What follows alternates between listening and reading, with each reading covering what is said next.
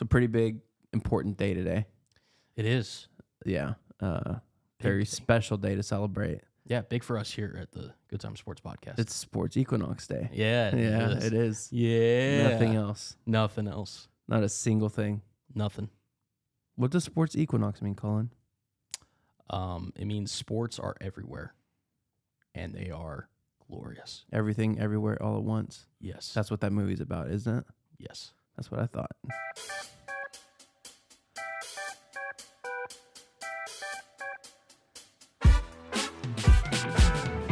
Welcome to the Good Time Sports Podcast. This is episode 59, and we are coming to you the day before Halloween, Sports Equinox Day, the only one in 2023, and we have a lot to talk about, ladies and gentlemen.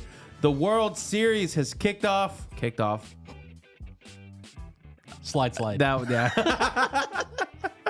Bunt. The World Series has started, and there has been a lot of energy thrown around there. So we'll talk about that. F1, NHL, NBA, college football, NFL, and we will finish it with this day in sports. And we would be amiss if we did not say happy birthday to our boy Brendan. Happy birthday, Brendan! Happy birthday, Brendan! And he's celebrating his birthday by abandoning us and leaving us here to fend for ourselves. Week off, similar thing. I mean, I'm pretty sure we gave you the week off for your birthday, too. I probably did take the week off for my birthday, to be honest. You know who will be here on his birthday, or who was here during his birthday? Me. Okay, guys. Have you still not missed an episode? Nope, not a single one. 59 straight and counting. Including, solos, too. I know. Wow. 3-hour one all by myself. I'm just a nuts for That's this. actually nuts. Yeah, I got a lot to say. Yeah, I guess so. All that space in your head. Basically, whenever you guys are like, around. Hey, we're only going to keep it like an hour, 20 hour, 30. I'm like, darn. Bummer. Got to condense my thoughts now. And even then, we say, oh, yeah, let's keep it to an hour, and we go 2.5. So, but let's try to keep it under 2 hours today. Let's try. And let's start with the World Series.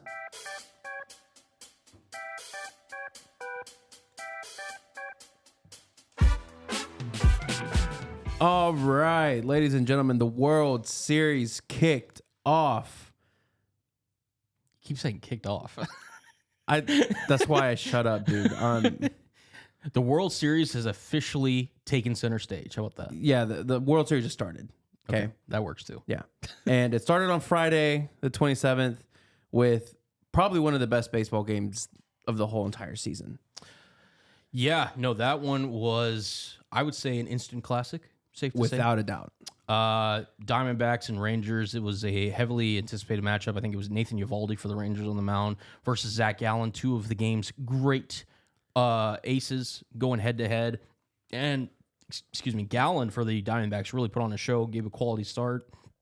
5 innings, I think only 3 runs earned in his appearance. Meanwhile, Eovaldi and the Rangers bullpen kind of had similar days, and they kind of struggled. And it was going into the 9th inning where they were down 5-3, and it looked like Arizona was going to potentially steal Game 1 in Arlington, when all of a sudden Corey Seager, welcome back, baby, took up a 2-run homer deep. I think it was second deck. Wasn't it? Oh yeah, it was that, or it was like deep in the first row. It was a no doubter from the second you heard the sound off the bat. The emotion that Corey just let ring out after he hit oh the my ball, god, that's one of those things that I'm just like, okay, that got me just goosebumps. Just, my God, the emphasis, the emotion, everything. I mean, Seager's a former World Series MVP. Mm-hmm.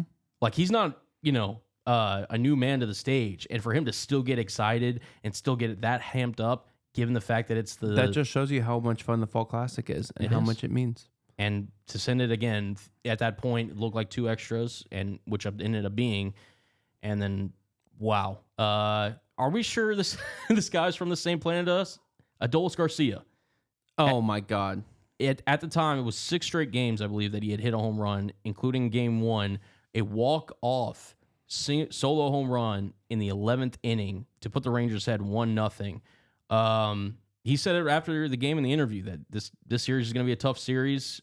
He gave a lot of respect to the Diamondbacks, and he kind of knew that, look, this Diamondbacks team, while they didn't play necessarily the best game in Game 1, they would be back. And the Rangers did go up 1-0. And then in game 2, it was the opposite of an instant classic. Yeah, it was. I do want to touch on a couple things on game 1 first. Okay.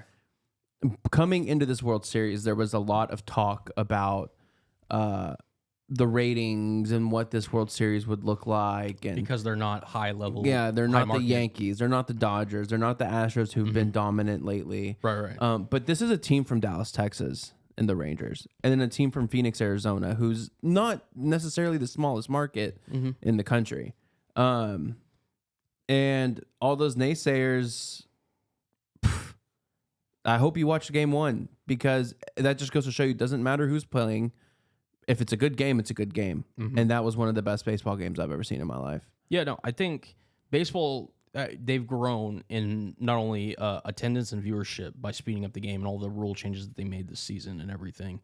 And some people, to your point, were kind of criticizing it, being like, these are the two teams that made it to the World Series, and both two non-traditional powers in the world of Major League Baseball. If you have such a big deal with it, have your teams win, maybe? Right. Yeah, and I think, to your point, I think you really should enjoy for the game, but also I think it's also appealing to casuals because of the nature of the sport now. Also, just throwing this out here, last 2 stadiums I've been to, Texas Rangers in Arlington and Arizona in Phoenix in Chase Field. Then you should not go to another stadium the rest of your life. I can go to a Rangers one though. You right? can, yeah, you can go to the Rangers game, but it's all you want, and you can go to. So I'm not allowed to go to a Mariners game. Yeah, you can go to any NL stadium. Okay, you NL. want. Gotcha. Yeah. Maybe not the Dodgers though. Maybe not the Dodgers. I'm gonna turn into Brendan. Basically, hey, if any NL team wants my services, send me a ticket. Only the NL. Yeah, only the NL. Only the NL. Only the NL. Seattle hit only. me up, please. please. Seattle moved to the NL, and then okay, I'll take that. Hit up Cullen, yeah, please. But yeah, moving on to game 2, Arizona responded, and it looked like one of those games where, and we talked about this towards the end of the Rangers season, where it looked like the offense just was non-existent. The best offense in the MLB this season, in the AL specifically, and they could not, for the life of them, generate score. Any offense. Yeah. And don't get me wrong, they got on base a few times, and they had the opportunity to tie this game up a lot of times. But, dude, the runners in scoring position, they were left stranded. Also, this was kind of expected. Excuse me. This was kind of expected in terms of the Texas pitching staff, because they had been playing out of their minds in terms of as of late, and they needed to against the Houston team to get to this World Series point. Montgomery, I couldn't tell you the last bad game he's actually pitched, and he allowed 4 runs in this one.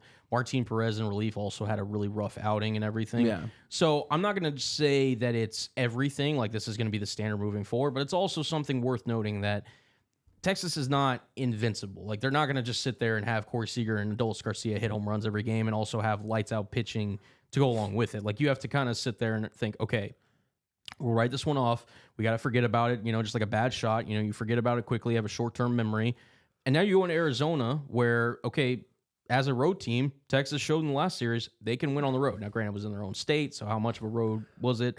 Well, I still think Arizona could. But the thing is, though, the Rangers are undefeated on the road this postseason. Right. You won. Not only did you win 2 in Tampa, but you won 2 in Tampa after going to Seattle for your final series of the season, and then flying literally corner to corner, long ways across the United States. You win 2 on the road in Tampa. Then you go to Baltimore, haven't gone home yet, and you win 2 more, and then come home and win the 3rd game. This is a team that has proven that for some reason the road environment gets them going. Yeah. And you won your one at home. And so now if Arizona has the home field advantage towards the rest for the rest of the series, better watch out, because the Rangers know how to win on the road. And I'm not saying that they're going to do it here, because, look, there's a reason the Diamondbacks are here. Yeah. There's a reason that the Diamondbacks are in the World Series, just like the Rangers, and this is not a team that should be taken lightly because of their record. Like, it doesn't mean anything. It's the playoffs. They made it here. They're competitive, and I did want to touch on game 2 and the pitching. Merrill Kelly Yeah. was lights out. Mm-hmm.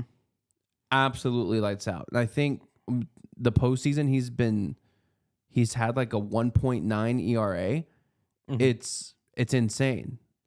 So look, they used, I think, their best pitcher in the series at the moment, and you need to capitalize on the games where Merrill Kelly's not pitching, because if he comes back in again, I'm afraid of what our offense is going to look like again. So shout out to Merrill Kelly on that performance as well.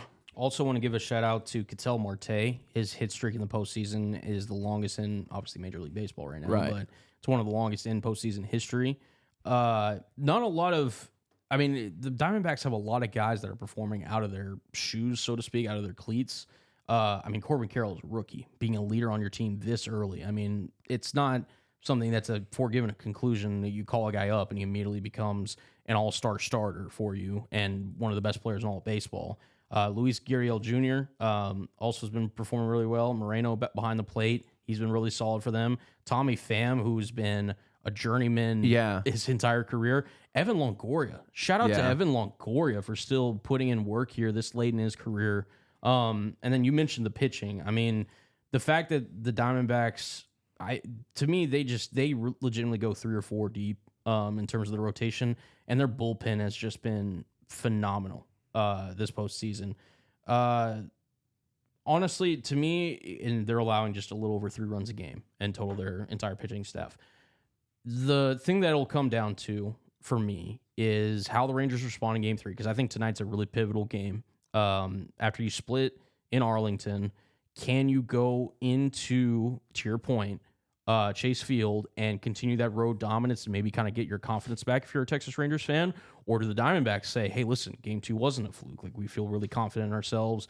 We think we can kind of maybe push the Rangers around a little bit, maybe work our counts into ways that kind of put them off balance. Because we've talked about it also. The Rangers, I believe 1 through 9, they're better than Arizona. I agree. At the same time, you do also need your pitching to complement that, and complementary baseball is what wins you games, especially this late in the year. And Arizona, I think, does that as well, if not better than anybody. So it's really going to come down to, I'm just going to double check, going into Game 3, this freaking app would load. Going into Game 3, obviously tonight, it's I think going to come down to who can really get off to a hot start. Obviously, Scherzer, will he kind of regain back into form? And then Fat for the Diamondbacks. He's been a really good pitcher for them as well. And he's really come into his own this postseason. He has. Yeah. He really stepped up when they needed him to. I think it could come down to who really kind of jumps on the board first. Yeah. Could be the winner of Game 3 tonight. I agree. I agree. But this isn't the Astros on the road. I mean, the Astros had the worst home record in the playoffs. They were under 500 in the regular season at home, but the Diamondbacks have only lost 1 at home so far this postseason. And it's going to be a very, very difficult last 5 games. And I mean, that's what makes the World Series great, though. It is. So excited to see what the Rangers do tonight. But, you know, there's a lot of guys that need to start stepping up. Simeon, for one. Yeah. Simeon needs to play up to his paycheck. Seager's been really good. Adolis has been really good. Even Evan Carter's been incredible. Yeah, outperforming his key. I just think the Rangers, they need to make sure also they don't tail off towards the end of their lineup. Yes. I would look for Leote or Young or one of those guys towards the end of the order to really try to maybe become aggressive tonight and see if they can kind of get the end of the bat starting. The Rangers are so good because there can be days where the top of their lineup is the hot ones. And then that bottom of the lineup is cold. Mm-hmm. And then when the top of the lineup is cold, the bottom of the lineup is usually hot. And I think what happened on Saturday night was that just both those parts of the lineup were cold.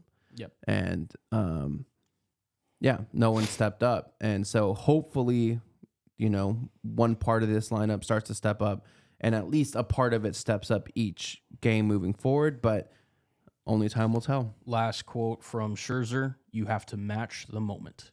In terms of his performance tonight. So, Yeah, but very interested to see because the Rangers will need a Scherzer tonight. Oh, we will. We'll need the best Scherzer that we can get. But that's it for the World Series right now. Next time we record this podcast, we'll have a champion. And either Brendan and I are going to be very, very fucking happy or very sad. So, yeah. Saturday would be the last potential game. So, yeah, we'll see. Yeah. Hey, listen, I'll say this too. We'll see if I need a quote unquote sick day one day this week. I'll say this too. The Rangers had a heck of a year, regardless of the result. Regardless, I'm not disappointed in this team whatsoever. Now, if we go and get blown out the rest of the series, I might be a bit disappointed. A little bit sad, I would say. Yeah. But it's a hell of a season. No one expected us to get this far. As a neutral fan, it's been a really enjoyable World Series as well. So, all right.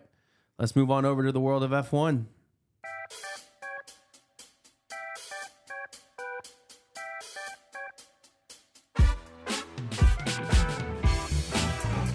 I love the mariachi version of the Formula One theme song. Yeah. So good, so good. That was a great impression you just did. Of a trumpet. Yeah, thanks. Of course, buddy. Yeah, so the Mexican Grand Prix happened, and some storylines came from it. Aston Martin is cooked. Yes. Oh, my God. I feel so bad for Fernando. I don't. You don't like Fernando Alonso? He got so cocky like after he was winning early in the season, and then it's just like, dude, sorry. The thing is like the only reason I feel bad is he's made bad career move after bad career move, which really isn't. You're basically essentially like whenever you make a move to a different team because you're not in the freaking development factory, you're almost trying to guess like, hey, I think this team could be really good going forward. And it really ever since Ferrari when he was competing for championships.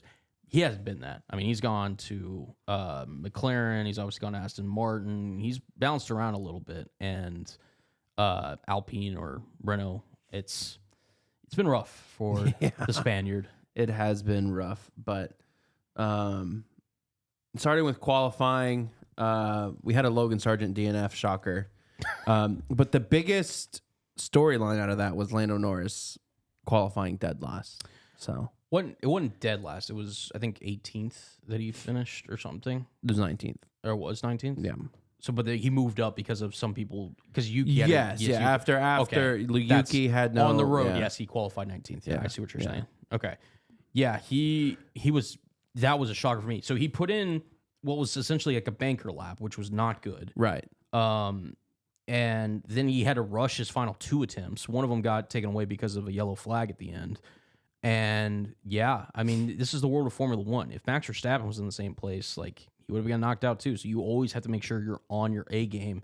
And Lando will have those moments because we kind of forget about it because he's been kind of cruising in Max's wind tail at P2 for so long that whenever you kind of force Lando to put a really good one lap in, he's known to have kind of a sputter. Not like necessarily like putting it in the wall like Sargent, right. But he'll kind of, like have a, little bit of wheel spin and, maybe kind of cut a corner where he shouldn't.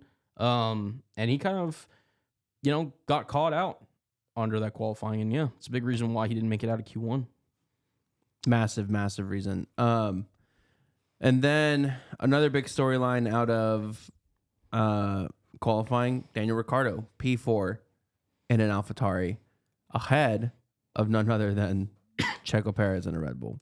It was. The biggest thing that I took away from it was in Q1 and Q2, he got the teammate treatment of a lifetime from Yuki. Where Yuki was pulling him. Yuki, obviously, really unfortunate for Yuki. He had to switch out a power unit when he wasn't even in the car. He realized that he was going to be starting at the back of the grid, so he played the ultimate teammate game, helped Daniel get through Q1, get through Q2, and you're kind of thinking at that point, all right, you made it to Q3, probably going to be starting in P10, maybe P9 if you're lucky. Nope. To pull out a P4 in AlphaTauri? Yeah, that's much more than just having a toe.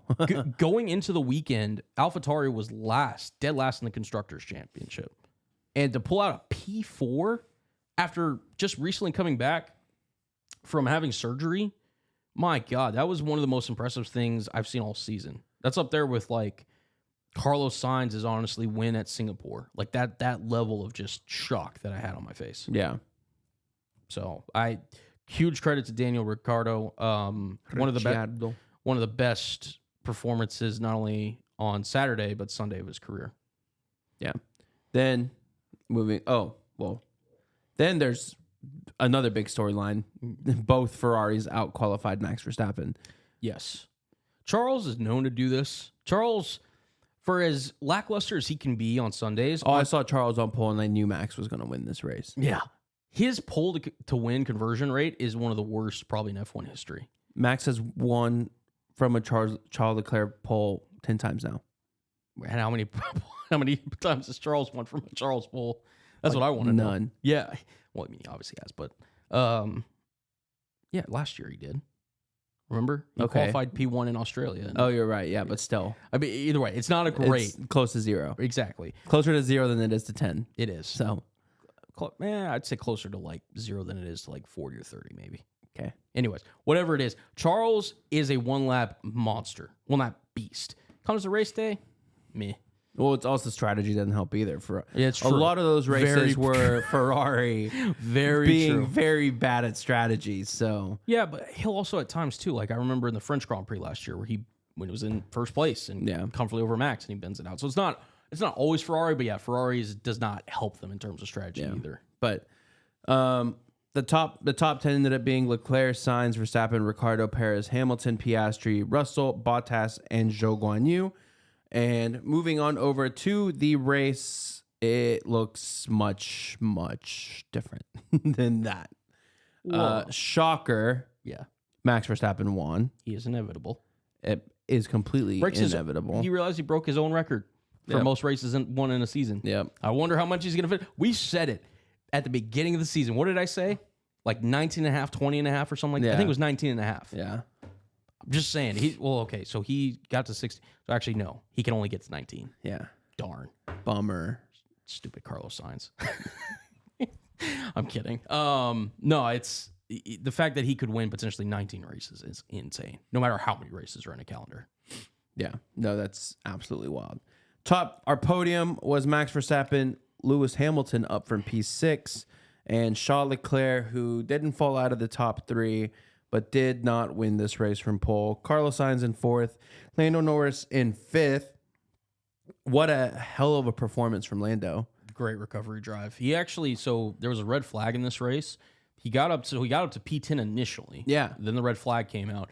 Then he at the start, he pit. Well, and then then they red flagged. Right, but he came out, so he's still P10 when they restarted it. Yeah. He fell down to P14 at the beginning of the restart because he had a bad start. So then he essentially made it from the back all the way to P10, fell back again, and then made it all the way up to P5.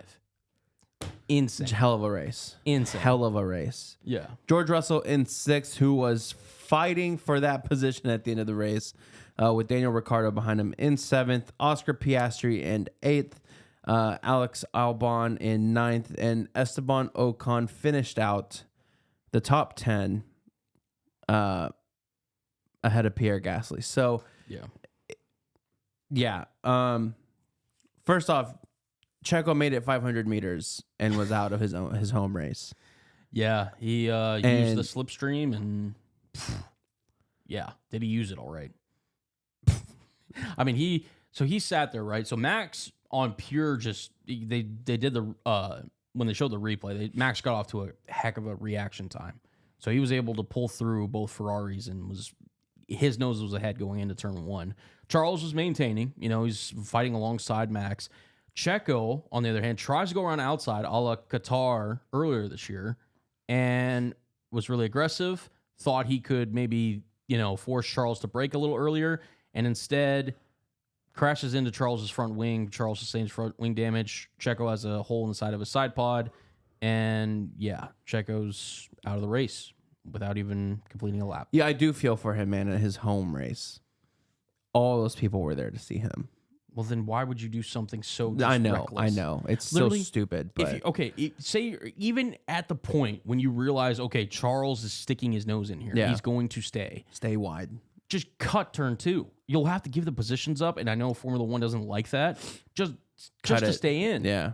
Just to give yourself a chance. And he went reckless and he thought he could pinch Charles out of there, and Charles was like, "No, I'm going to stay in here. This is mine." Yeah, and he had nowhere to go. So, Kevin Magnussen had a pretty scary crash there in the middle of the race, caused the red flag. He's okay, but that was a very hard hit into the wall. it was a failure. The rear suspension just broke on his driver's which side, is scary. Or left side. Something about these Hosses, man. When they break, they break. They break. I mean, it literally happened to Grosjean. His car split in half. Yeah. Mick Schumacher multiple times. Yes. Yeah. It's crazy. Yeah. And then Lance Stroll, dude, just sucks. He sucks. He's so bad. Lance Stroll is so bad at racing. And his dad just doesn't care. Mm-hmm. It blows my mind. He's so bad. He doesn't. I think it's the fact that he just doesn't care is what's no, he doesn't, because he knows he's not losing the season as long as his dad's there. Yep. And I'm starting to believe it now too. I know earlier this year I was like, maybe he's got it. No, I think his dad sells the team, and that's when Lance gets kicked out. There was little to no reaction when he literally shoved his personal trainer on live TV. None. Like, here's the thing: if you're not going to hold him accountable for that, you're not going to hold him accountable for why anything. should he feel nervous? Yeah, exactly. Yeah. Moving forward, next week we have Brazil, which is one of my favorite races of the season, one of Cullen's favorite races of the season. This is such a fun race. And then we have 2 races left in the season after that. So the season from hell will have finally been ended. Over. Yeah. It's pretty wild that we're this close to the end of the year, the end of the F1 calendar. But yeah, man, going into Brazil, Lewis is now only 20 points behind Checo for P2 in the driver's standings. You would think after his disqualification last week, you were like, maybe it's too far for Lewis. And then Checo was like, I'm having fun. Yeah. Nope. Now it's 20 points. So basically... and going into what is probably Lewis's best track. Right. And Lewis could very well... win this race. Potentially. Yeah. And it's a sprint weekend. Yeah. So he has even more potential for points. So realistically, I mean, if he comes away... And I'm just going to put this on the board if you're on the podcast next week for whatever reason. If he is within 10 or fewer, I think Lewis gets it after this race. Yeah. Because Checo has not even shown the ability to even come close to a podium in I don't know how long. No. And Lewis has been getting them repeatedly towards the end of the year. Because George Russell's not challenging Lewis in the slightest at this point. No. And Mercedes at least seems to have found, okay, we're not at Max's level, but we can compete with everybody else. Yeah, we're competing. So if Lewis just keeps knocking in these P2s, P3s, it's his. It could be. And then now you have to sit there if you're a Red Bull fan. I'm going to call it now and say Lewis is finishing P2. P2. Okay. I'm gonna wait because I want to see what happens after this weekend. Yeah. But it's looking on the cards that it's very possible. Yeah. Okay, previewing this weekend. It's a sprint weekend. Yep. I'm also going to say Lewis wins this race. He has been teetering on the edge of it for the last 6 or 7 weeks now. Yeah. He has been outperforming the hell out of that Mercedes-Benz. And last week, not Mexico, but the week before at Coda, he was on Max's ass towards the end of that race. Yeah, it was. This is beyond anyone else's abilities. This is Lewis's best track. And he loves to perform in Brazil. And he's proven it time and time again. And I'm going to say Lewis P1, Max P2, Lando P3. Are you saying sprint or the race? Race. Okay. I think Lewis could win one of them. The thing is, right, so George Russell won this race last year. Yeah. In big part because Lewis and Max, shockingly, came together in the Senna S's. Yeah. I think Max is still so dominant that if he's not going to get swept. So I'll say that much. I think Max wins the sprint. I think, if anything, Lewis would win the sprint and Max would win the race. Because I think over a long stretch of period, I still think Red Bull, if Max, you give him even just a little bit of ignition and long race pace, I think that's where the Red Bull really thrives. Yeah. Where I think in a short race distance, if Lewis can maybe get out in front and he just knows the track and knows where to defend and all that stuff, that's where he could thrive. So I'll say Lewis wins the sprint, just so he can say that he's gotten a win for the first time since 2021. But I think Max wins the race. So I'll go sprint. I'll go Lewis, Max. Throw in a little cheeky Charles in there. Yeah. And then race, I'll say Max, Lewis, Lando. Okay. So I like it. I would love if Lewis won this race. Technically, it's his home race now after getting his citizenship. Yeah. So, or one of his. That's home very races. true. That's very true. All right.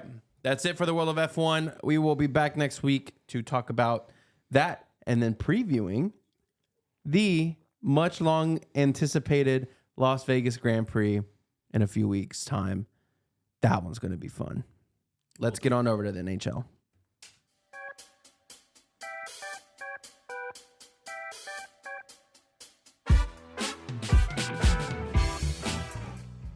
And we head on over to the NHL, where things look very similar to how they looked literally at the end of last season.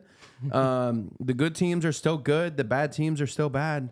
The Boston Bruins are dominating the season to start, along with the Vegas Golden Knights. Toronto Maple Leafs and Montreal Canadiens top the rest of the top three of the Atlantic. The Metropolitan has the Rangers, Devils, and Hurricanes, literally just like last year. The top of the Western Conference, shocker, the Avalanche, the Stars, and the Jets. And the top of the Pacific, the Golden Knights, the Canucks, and the Los Angeles Kings. The only difference there is that the Kraken are a bit further back. Well, so also too the Oilers, because the Oilers were in contention last year. Yes, you're right. You're right. And the Canucks were not. So Yes, that's the you're only right. one. And the only reason I know that is because I picked the Oilers to be the Stanley Cup champions this year, and they haven't played like I thought they would. But I digress. You can throw a cuss word in there. Almost. I'm close. I'm close. Look, man, the NHL season's still young. Not much to talk about other than the fact that Boston and Vegas are both just very, very good. Yeah. They have very dominant, high-powered offenses. They have very good, steady defenses. It's something that,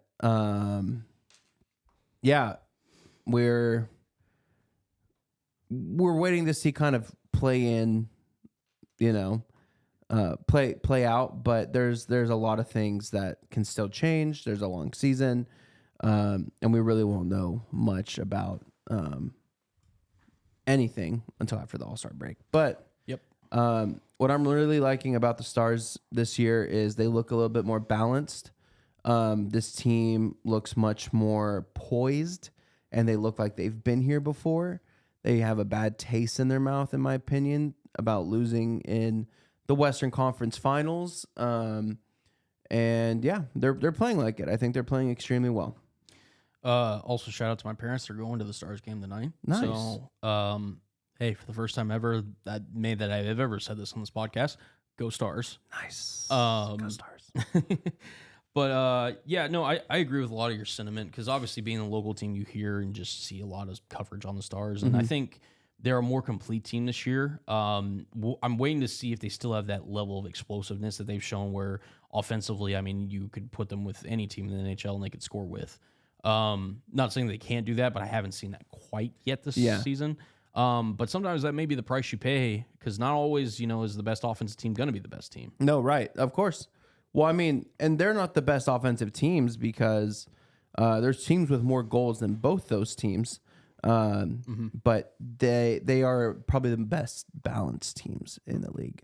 I agree. So we'll just have to see how the NHL plays out moving forward. But yeah, not too much to go on about. Yeah, I mean, you kind of nailed on a lot of it. I like what I've seen from Toronto so far. Yes. I think they could potentially challenge Boston. And they just cooked the Stars the other day 4-1. Yeah, and they look really good. Toro. Yeah, the Metropolitan's going to be a bloodbath. I think that division could be potentially one of the best divisions in NHL. Kraken are still learning. Edmonton, pick up your bleep. And then, shout out Vancouver. I like what I see from Vancouver so far. Mechanics. I don't know if they're going to sustain it, but yeah. We'll figure it out. Figure it out. Torture so food. Yeah. Also, I would expect the Wild. I know they're on a 3-game losing streak. The Wild will be more competitive. Than what They they've will. been. They will. Yeah, the Wild have a really solid squad. But All right. I think that's good for the hockey world. Yeah. Like you said, it's very early. More storylines will kind of fill in as we get more into the season, but it's World Series and NFL, college football, NBA time, which we're about to take it over to. Fun fact about the Equinox: 4 of those teams playing, 4 of those leagues involve Dallas. They are. It's a Dallas. We Equinox. have the Stars playing today, the Mavs, FC Dallas, in their playoff match against the Sounders, and obviously the Texas Rangers in the World Series, Game 3. So this could be a rough day for me, or an incredible day. So let me ask you again: how rough is it being a Dallas sports fan, dude? It's rough. Okay. Yeah, my team's in the World Series. Boo hoo, boo me. If we lose, it's rough. If we win, I'll shut up about it. Okay? Fuck over yourself.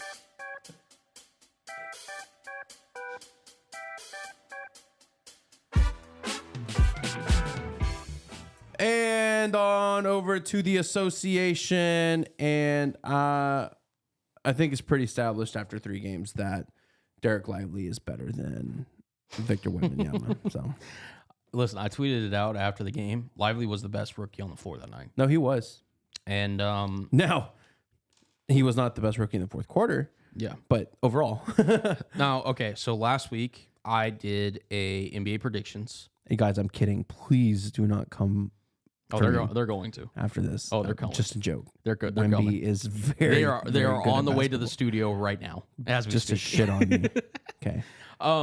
Here's what I'll say. Can pretend kind of similar to what we did with the NHL season, because I think you were also sick or something that day, or maybe just backed up with work. NBA predictions. Can we Dallas get some Mavericks are champions. I'm just kidding. Okay. No, okay. Go real quick. You don't have to do like the full playoff breakdown like I did, but just give me your playoff prediction, or just give me your NBA predictions for the season. Okay. My Eastern Conference Finals is going to be the Bucks over the Sixers. Ooh, okay. You like the Sixers more than I do, but I Yeah. like your pick. Go ahead. Sorry. And then my Western Conference Finals, I'm going to go. It's tough. I've thought about it and I've debated it so many times, man. I really want to be a homer here, but I'm not going to, just for the sake of it being my team. So I'm going to say Nuggets over the Suns, and I'm going to go Bucks over Nuggets in the finals. You and I are almost identical. Really? I just had the Celtics in the Eastern Conference Finals over the Sixers. Wow. So, don't know what that means, but hey, it's there. We'll see. Also, let's see. MVP, if you got one. Ooh. Damian Lillard. Interesting. Okay, I went with Jokic. Going with, let's do 6th man of the year. This one should be pretty obvious. Ooh. If you really think about it, because I named it and he's looked great so far. Plays for a certain team in the association that is not in your team's conference. Derek White. Okay. I like that pick, but that's not where I went. I went Emmanuel Quickly. Emmanuel Quickly is a great choice too, but I like Derek White a lot. Bald Derek White is a different human being. Oh my God, that defensive backcourt with him and Drew. Yeah, it's nuts. Jeez. Okay, give me Also, Derek White is a 6 man, right? Yeah, he is. Okay. Well, he'll probably rotate in. Yeah, now, but yeah. I'll give it to you. Okay. Give me your rookie of the year. Ooh. I'm just kidding. Victor Wembanyama. I went Giannis. Or not Giannis. Giannis. Sorry, I was thinking of my next question. Oh my God. I went Chet Holmgren. Sorry. I was thinking of my next question I was going to ask you, and I literally just flip-flopped it because I was going to go defensive player of the year next, which I picked Giannis. So yeah, sorry. I'm going Giannis as well. Okay. And then coach of the year. If you had to name one. That's tough. Jason Kidd. Okay. Well, listen, if that happens, more power to you. I had to be a homer somewhere. Okay, just so we got you on record, because I know we'll be talking NBA. Yeah. All right, now getting back to the breakdown. Now we can pretend the season actually started. Let's... The Magic are very good. I'm just kidding. Listen, Paolo Banchero, I said before that draft, I liked him the most, and he hasn't even been The greatest. the best version of himself, right? But this Orlando Magic team with Franz Wagner, you got Cole Anthony locked up. They just signed him to a deal like They're right before the very season. young and very talented. Yeah, Mo Wagner as well. Mo Wagner. Even Jalen Suggs, I think, will give you good minutes. They will come down to earth, but I like what I'm seeing from the Magic so You far. remember the Jalen Suggs hype? Yeah, I was one of those people that I thought he would be one of the better players in that draft. I still think he can be. He can be very good. I in just the think league. also Orlando is a place where guards go to die. They do. Yeah. Like No, they Markelle do. Fultz, like a bunch of other guards that are just not panned. Like I think of the best guard that Orlando's had since Penny Hardaway. Maybe Jameer Nelson. Like Yeah. it's like I mean I think T-Mac, if you want to count him as a guard, I count him as like a point forward. Yeah. Jameer Nelson might be the best guard since Penny Hardaway. Since Penny Hardaway. That's actually kind of nuts. Like if you think about it. you Yeah. know?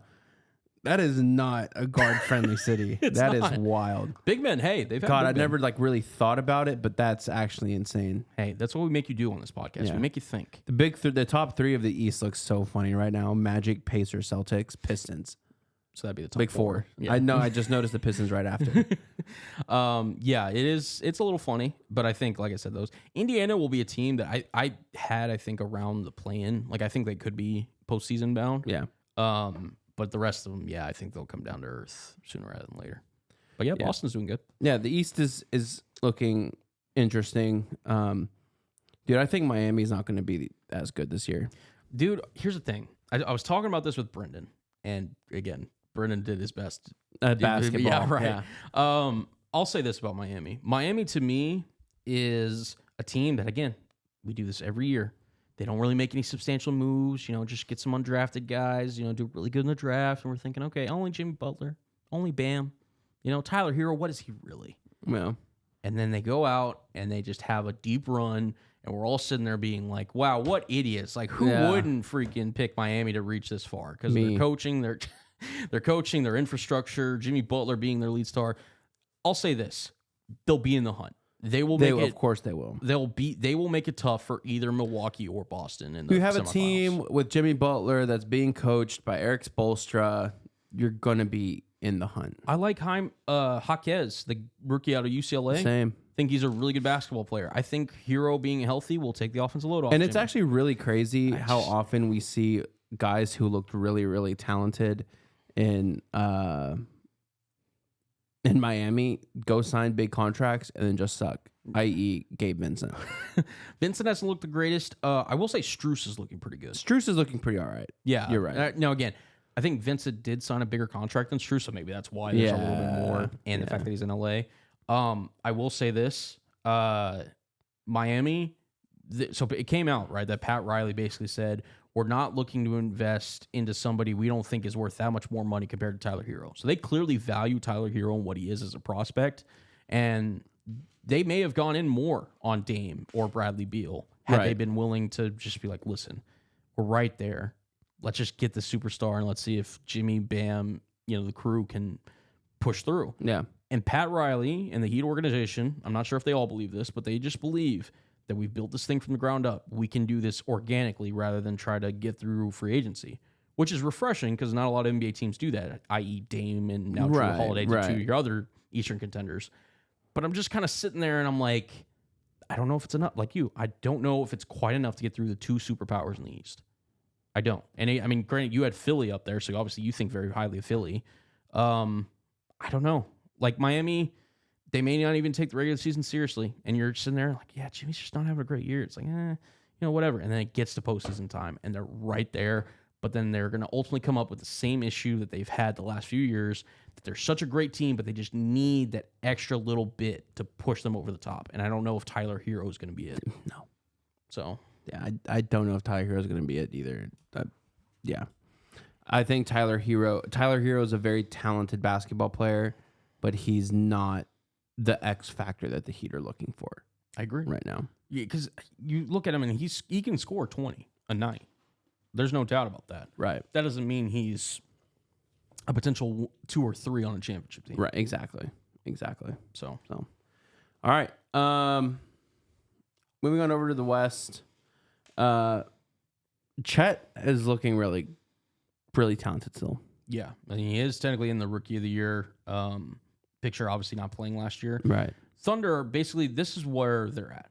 They've got a bunch of young talent, including Shea, ironically, who's already gotten paid. Yeah. But outside of Shea, they've got a bunch of guys that they are going to put out there and give meaningful minutes. I mean, literally just, I'm looking at their season totals right here. Minutes, they've got 1, 2, 3, 4, 5, 6, 7, 8, 9, 10 guys averaging double-digit minutes. Wow. So, I mean, again, it's early. A lot of teams do this. But they've got talent, obviously, on the roster. But they're trying to look now and say, okay, now we're looking to push forward. We've been a lottery team. We've been even flirting with the play-in tournament. Right. Now we need to start winning. And we need to see who is capable of winning in this kind of group with Shea.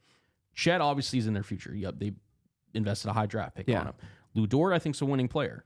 Jalen Williams, again, we'll see. He looked really good last year in spurts. We'll see if he can put it together. He looks good so far this year. And then Jalen Williams. Yeah, right. Exactly. The other Jalen Williams. You also have Josh Giddey, who is a given triple double at any point.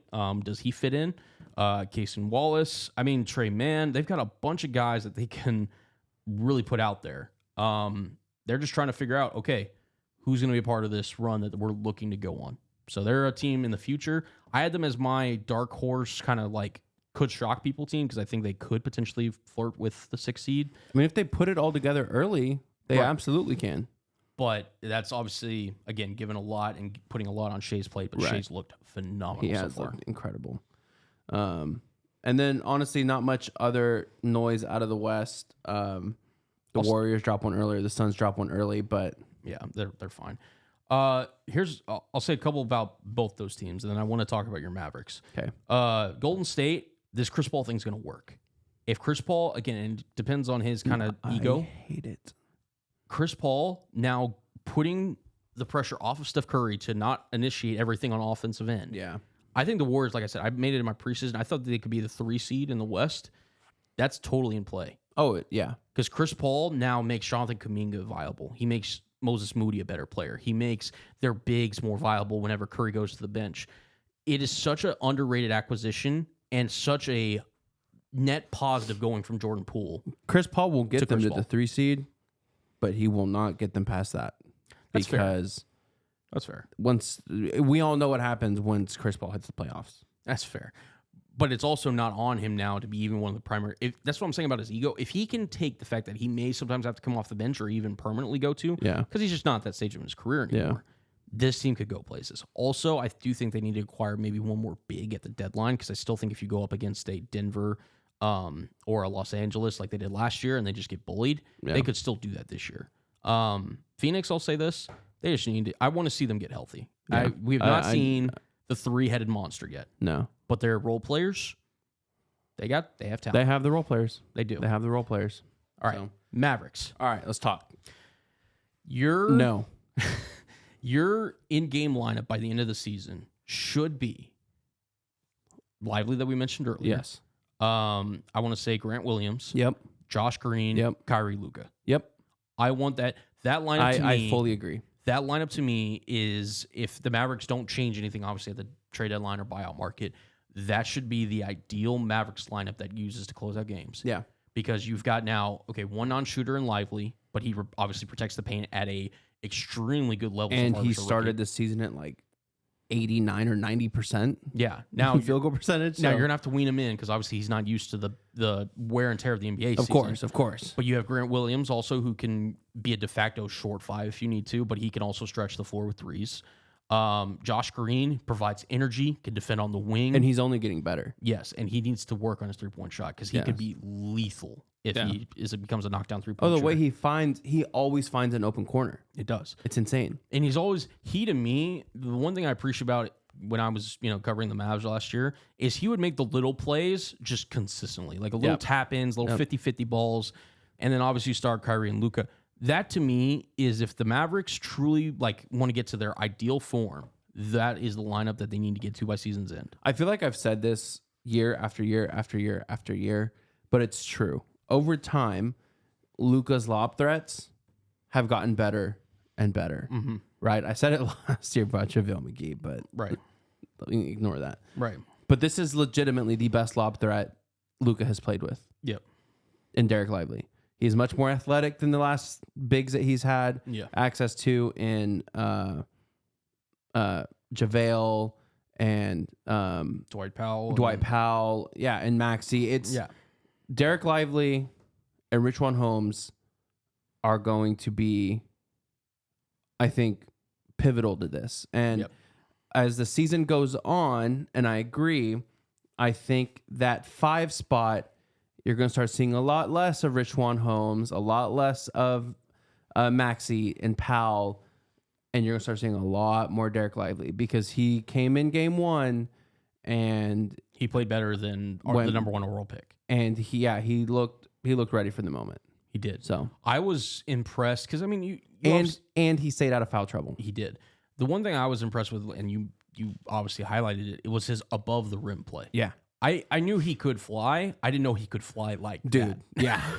His putbacks and his lobs. Oh, yeah. That was his oops. Oh, my God. That was eye-opening. It was. And the Mavericks, he is the prototypical guy that they need going forward with Luka. Yeah. Like, he is a guy off the ball, can play defense, and catch and finish lobs at the rim. He's a better version of Dwight Powell in so many ways. Yeah. And they don't need him to shoot because they have shooters everywhere. I mean, say what you will. Kyrie can shoot. Luka can obviously shoot. Grant Williams can shoot. Tim Hardaway, Josh Green can, is getting better at shooting. Maxi Kleber can shoot off the bench. Jaden Hardy can also score. Like, they have guys, and some of that I even mentioned, that can put the ball in the hole from the outside.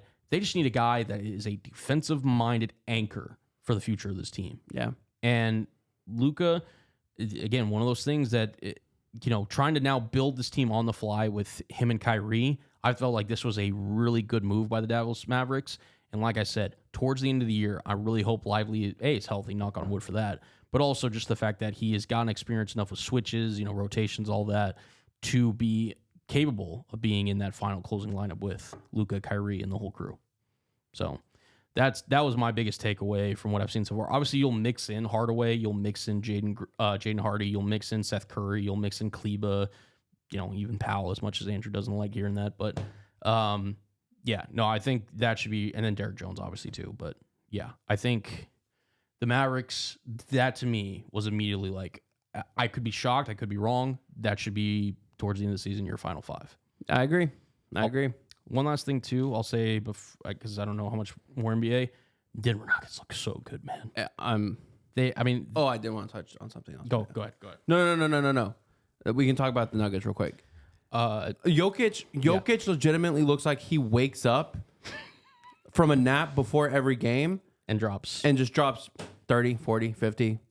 They were doing triple doubles. They did a graphic. I want to say it was either the first or the second game of the season. He's going to get really high, potentially how well he does this season on the triple doubles list. Yep. Like, he's going to be chasing after Russell Westbrook. Yep.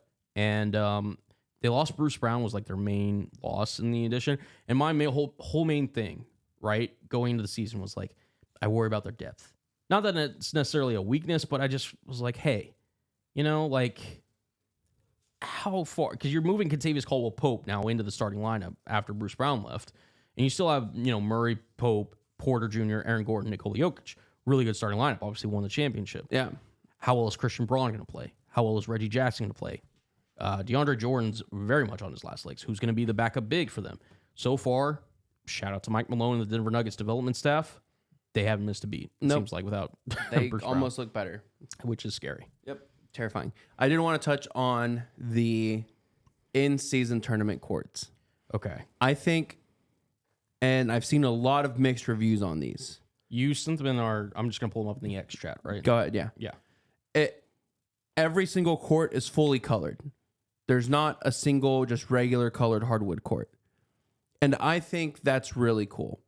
Because there's not much difference between the regular season and this in-season tournament because these in-season tournaments games count as regular season games. So I don't know, just being able to watch the in-season tournament games and see something different, unique, like I think that's a really cool thing. Unlike their city jerseys that they came out with this year. Yeah. Yeah, basically. Right. And I'm looking at these. Sorry, I was kind of busy all day. They remind me of the remember when they used to put the big ass Larry O'Brien trophy in the middle of the court? Yeah. That's one of the coolest things they used to do. Yeah. And they took it away from us. So doing specialized courts like this, I think, is a really good idea. And some of them look better than others. But yes. But dude, like Phoenix's purple court with Laval, like the Lavalley in the middle of it, looks insane. Looks so good. Yeah. Yeah, I like that. There's some out there that I'm not a fan. Like this. Did you see the Pelicans court? Yeah, Pelicans looks awful. Yeah, purple and green. Yeah. What is this? The Mavs court is like all gray, which I don't hate. Oh, here it is. Yeah, I don't know what it is. That style of writing has become synonymous with Dallas, and I never really thought of it that way until like recently. A lot of designers have been using it that way. Yeah. Well, also that's an ode to Leon Bridges. That's okay. Who's from Fort Worth. Gotcha. So gotcha. Yeah, I mean, I like some of these, and don't get me wrong, I love the create because here's the thing. I'm for, like you said, just getting away from the minimalistic crap that's been happening all over sports. So I do appreciate that. There's just some of these I like, some of them I don't, and obviously we're waiting to see them in person too to really judge them because sometimes they don't look like the picture. Like I think the Celtics one looks nice. No, the Celtics one looks so sick, dude. Yeah, and then there's just like I said, there's other ones like I don't love the fact the Chicago Bull is all white in the Bulls one. I like the Nuggets one a lot. The blue just looks so good. Yeah, with yellow. Blue and yellow is honestly one of the more underrated color Purple combos. and gold and blue and yellow. Yeah. Elite combos. Warriors, just classes. Warriors, to me, I don't remember the last time they've had a bad just anything in terms of their marketing. It's annoying. It is. They're just good at everything, man. Stupid. H-Town, it's okay. Yeah, some of these missed. Some of them did. But I get your sentiment. The concept overall, I think, is cool. Ironically, I felt that like the Lakers could have done more. Oh, yeah, the Lakers could have. They could have had a specialized logo or something, you know. Milwaukee, I don't necessarily love the fact that blue kind of stands out in that green. But I love the in-season tournament trophy being like in the lane. I do like that. Like it brings back notes of the big trophy at the center court. Yeah, and the fact that they've got it not only at center court but also coming from the out of bounds to the free throw line. Yes, I like that as well. Yeah, I do. And then that line that goes across the center. I don't know. It's different. It's differentiating. What was that one I just saw? It's differentiating the in-season game, the in-season tournament to the regular season. It creates just some sort of different type of feeling. So I'm excited to see how this tournament plays out, how the players react to it. I think the fact, like I said, that the regular season games also count as in-season tournament games when they play those kind of helps with players wanting to participate because it means two things now than just one. So. Yeah. Well, the NBA clearly is addressing or attempting to address one of their big issues, which was participation in the regular season. And with this tournament and also with the now required amount of games to be played if you want to be considered for all NBA teams, awards, all that stuff, I think Silver and the crew are heading in the right direction. And I think it's a positive step. I'm obviously very excited to see it happen.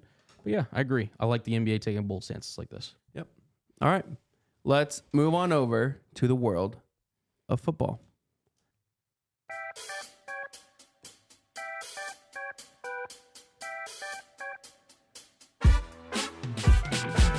Football. College football could not hurt me this week. Why is that? Because there's no tech game. Well, that is a good reason. Well, I lied because college football did hurt me this week financially. So. Yeah, we'll get into that. We'll get into that. All right, kicking off the top 25 matchups this week. Georgia, Florida. Georgia 43, Florida 20. They don't miss Brock Bowers. No. At all. Not in the slightest. And also Graham Mertz, overrated. Yeah, very. Ohio State continues rolling through the Big Ten, 24-10 over Wisconsin. I think them, and we'll get into Penn State in a second, they are just a tier below Michigan. They are.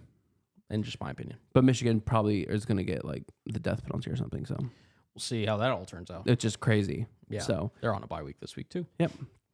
Florida State 41, Wake Forest 16. Jordan Travis still incredible. Yeah, he deserves to be in the Heisman discussion with teams and players having up and down performances. It's an open race, and I don't remember the last time this late into a season it's been that way. Yep.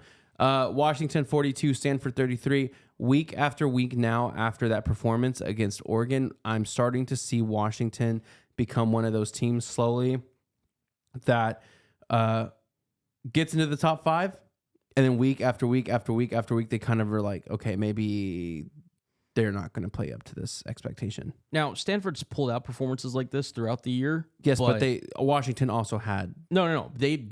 I called them out last week after their performance against Arizona State when you literally couldn't score an offensive touchdown. I am happy the fact that Michael Penix and the crew seem to get it back on track. And look, Stanford's 2-6. I'm not going to hype them up too much, but it's not like Stanford has. I mean, they beat Colorado earlier. They've made things close with USC. Like, they could play up to their competition at times. But yeah, definitely keep your eye on Washington. Yeah, absolutely. All right. Biggest upset of this week, though, by far. Kansas 38, Oklahoma 33. Kansas's quarterback didn't throw a touchdown. And not only that, he threw 2 picks also. And he did run one in. He did run one in. Yeah. But oof. But they got the win. So who really cares? Well, I'm saying oof to Oklahoma. Yeah, no, it's 14-19 for Dylan Gabriel. I understand he ran the ball 14 times and scored 3 touchdowns. Somebody's got to just tell Someone's him. got to step up. Yeah, and look, they've had issues at receiver. I think they were missing one of their bigger targets today. I forgot his name. Brennan said it whenever Texas beat OU. Or OU beat Texas, excuse me. Drake Stoops, respect him. Obviously, that name carries a lot of weight in Sooner Land. Oh, absolutely. He cannot be your number 1 target. Nope. I'm sorry. Nope. And Kansas, listen, we called it versus Texas, and again, had they not had the last-minute quarterback switch, maybe they would have given Texas a more challenging kind of output. They are a team that could beat anybody in the Big 12. Oh, they can. And they obviously proved that. Kansas is a very dark horse for the Big 12 championship game. And people of Lawrence now have a football team to... Which is stupid. It's not fair. It's not fair. This isn't fair, man. Hey, man. So is life, you know? It's just one of those things. Duke is decent at football. Yep. North Carolina is very good at football. Yep. And now Kansas is good at football. Yeah, because they realize where the real money is. Invest in that program and see what happens. Very, very true. But what's crazy is they released renderings for their stadium redesign, and it's somehow worse.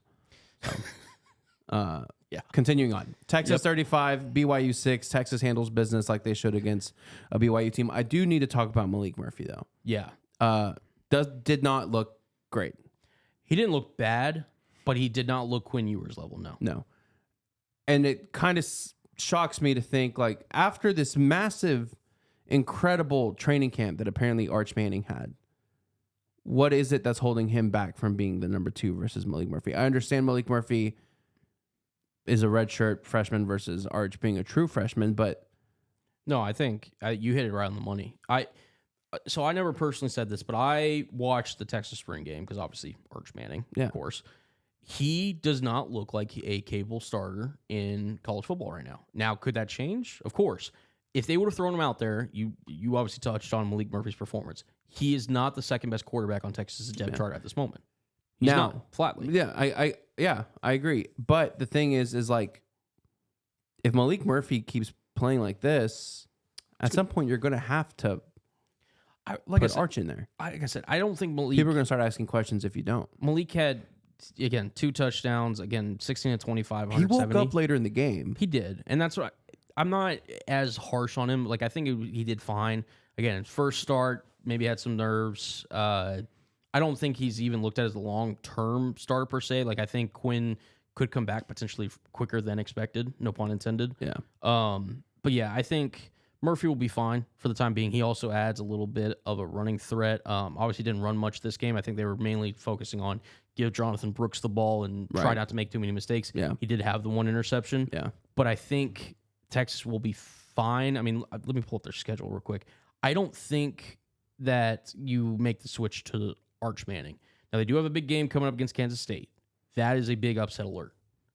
But I think Malik Murphy, given Steve Sarkisian's now kind of seeing him on game film, will now know kind of where that game plan needs to go. Yeah, I think. But what scares me, if you're a Texas fan, is other people are seeing the same issues and the same things, and it kind of makes your offense one-dimensional if you're strictly relying on Jonathan Brooks. Mm-hmm. So, yeah, we'll see. It could be a problem for What's sure. crazy is the two best running backs in the Big 12 right now both have the last name Brooks. It's funny. So Brooks is really good. Get you a Brooks. Both Brooks. All right. Oregon. Number 8, Oregon 35. Number 13, Utah 6. Oregon just looks incredible. They look like a playoff team. They do. I trust me. Nobody probably in the country hates to say that more than me, but it's true. They look like a playoff Bo team. Nix looks very, very good this year. He does. He has finally corrected the thing that's plagued him his whole career, which is turning the ball over. Yeah. He has 1 interception. Ironically, it was against Colorado. Yeah. I don't know if you remember. Yeah. 2,300 yards for the year, 21 touchdowns, 85 quarterback rating. He also now started his 56th game, which broke his own record from last week. And look, we'll get into the. I'm not gonna slander him. It's not that time yet, but someone also did not feel good about this result. Andrew, you want to talk about it or anything? No, I don't. Someone I think. Okay, look, had a little skin in the game. Utah plus 195 was just a very attractive bet. Was it? Before the game. Yeah. And I was looking at, their performance against USC, which granted, you made a good point. Oregon is not USC's defense. Mm-hmm. But yeah. I said it last week. I picked Utah out of principle of the bet that I made. You live and die by the Utes. Yeah. And I would have picked Oregon because they just look like a more I'm complete not balanced betting on Utah again the rest of the season. So they got a first year starter. Look, man, that's why the line was so nice.